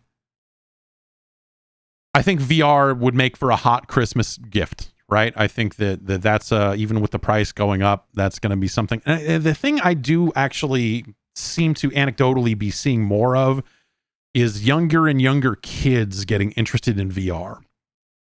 And, you know, situations like Rec Room, which I guess like Rec Room is now available outside of VR, but clearly, you know, if you're going to get into Rec Room, a free game, which, you know, some kids are going to just get into free games, are going to get that and be like, shit, man, I need a VR headset. I need to get into VR. And so they're going to be asking for those for presents. And so I don't know. It'd be interesting to see like how well did the Quest move this holiday season. I don't know. And I don't know how to track that at this point. But yeah, I think we're seeing younger audiences suddenly wanting VR headsets, and we'll see what that ends up doing to the market. I think, man, this is a hard question for me to answer because I don't have any kids that are old enough. But I don't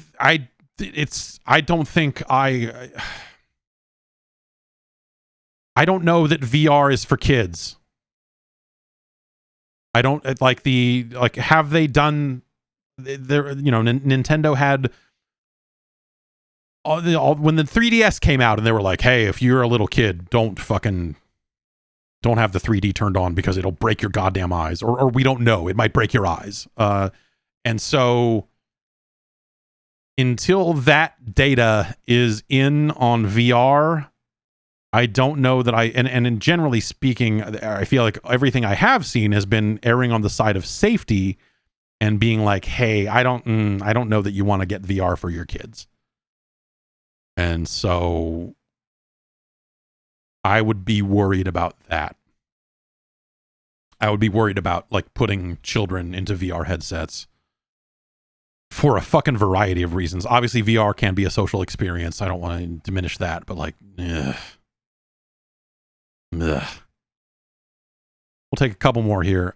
Dan from Jersey City writes in and says, with the release of AEW Fight Forever still looming, I've seen plenty of chatter online celebrating it being an arcade-style wrestling game in the vein of No Mercy or WCW NWO Revenge. I grew up dumping quarters into games like Technos' WWF WrestleFest and Konami's The Main Event. When I hear arcade style, I think of frantic controls, unrecoverable life bars, and style over substance. This is pretty far from my experience with those more methodical N64 titles. I would love to know your thoughts on what a wrestling game should play like, button mashing or timing based, trying to emulate the style of a TV broadcast or be more utilitarian like Fire Pro. Is pick up and play desirable? Where does the likes of M. Dickey's work fit? Well, M. Dickey is a scary. M. Dickey's work is frightening. Remy, we all know that. Arcade style, yes, those N64 games are not arcade style games. That is the term arcade style. At some point, people who did not play games in arcades just started applying that to anything that was not a simulation, which is funny because I think that in a lot of ways, the kind of more timing-based gameplay of those N64 games sometimes feels more like it is trying to simulate wrestling as if it was an actual sport.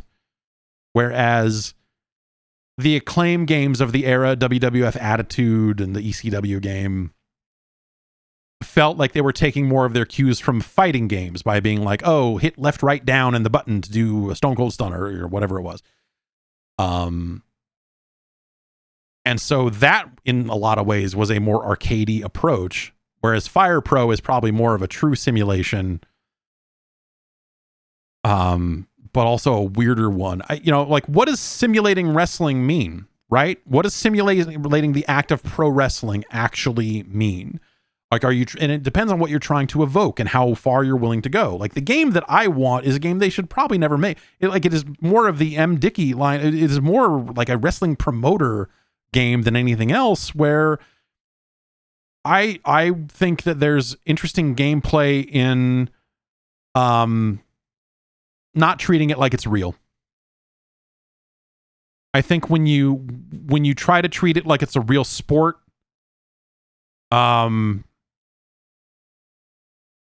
it exposes the reality. Like, the flow of a wrestling match on television does not make logical sense when you try to present it in a more sports-like way, in a video game form.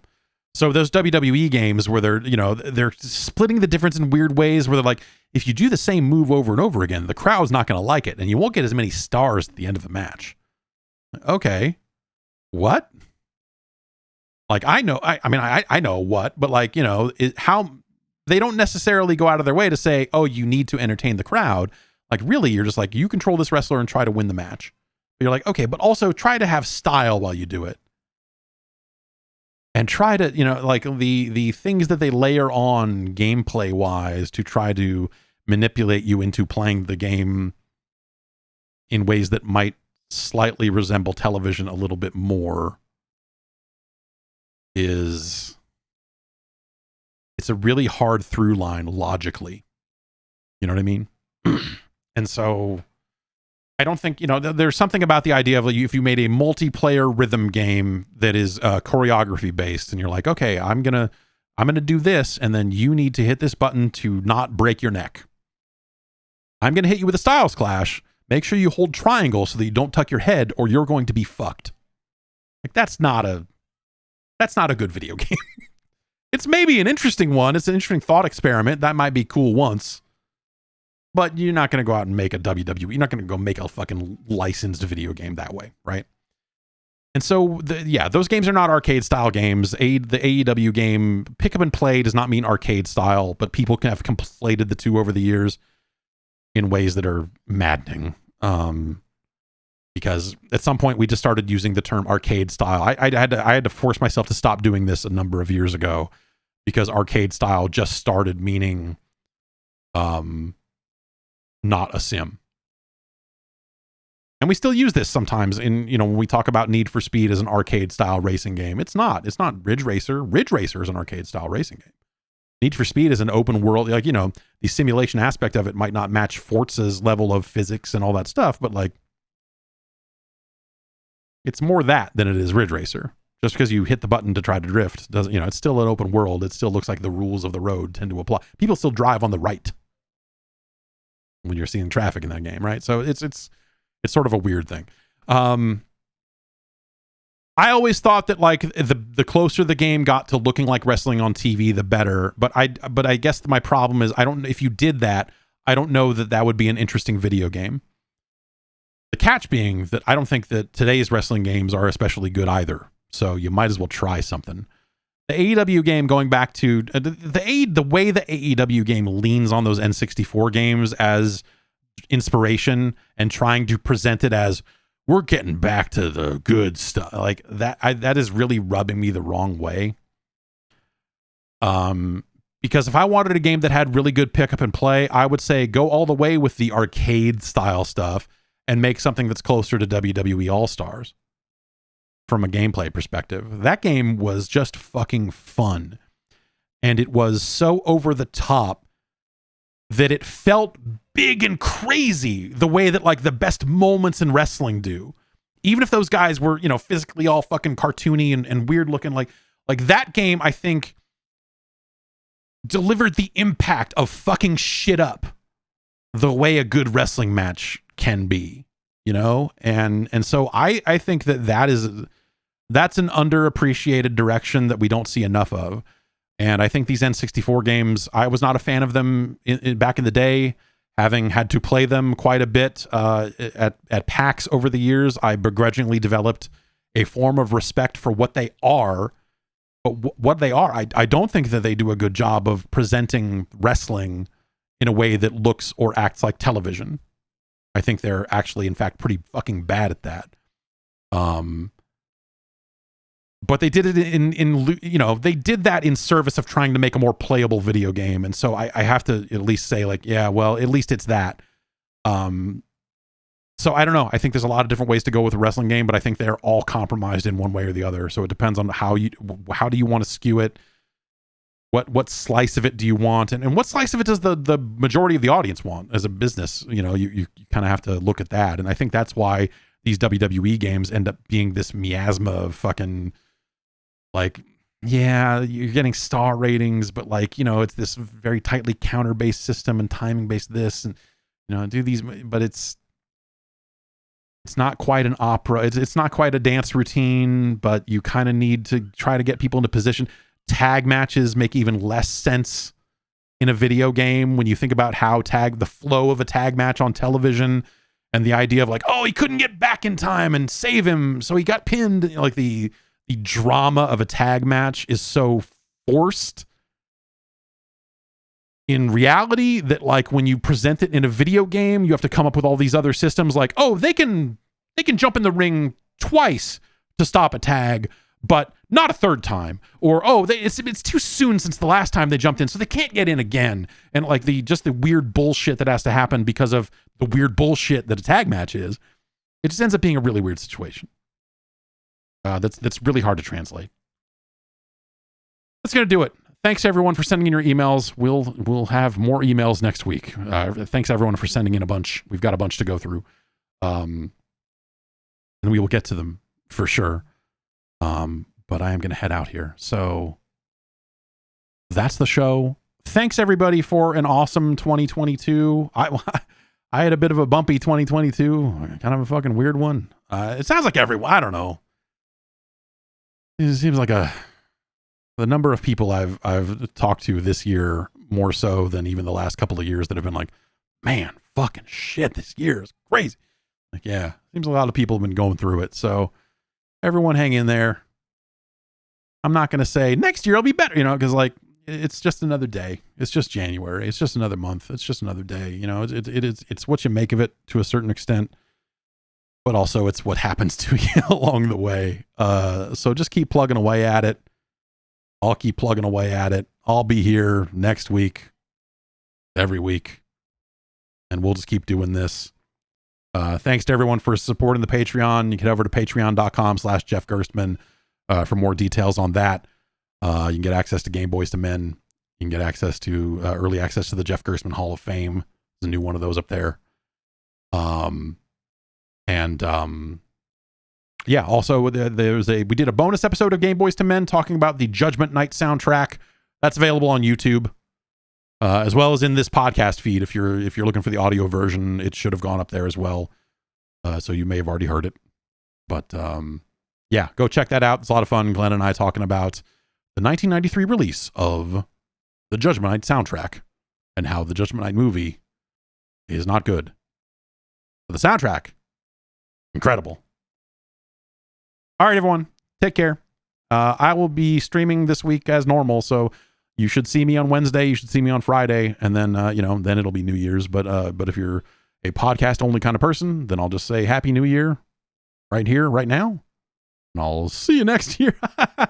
Yeah. Otherwise, I'll see you tomorrow because it's Wednesday, and we'll be playing some games of some kind.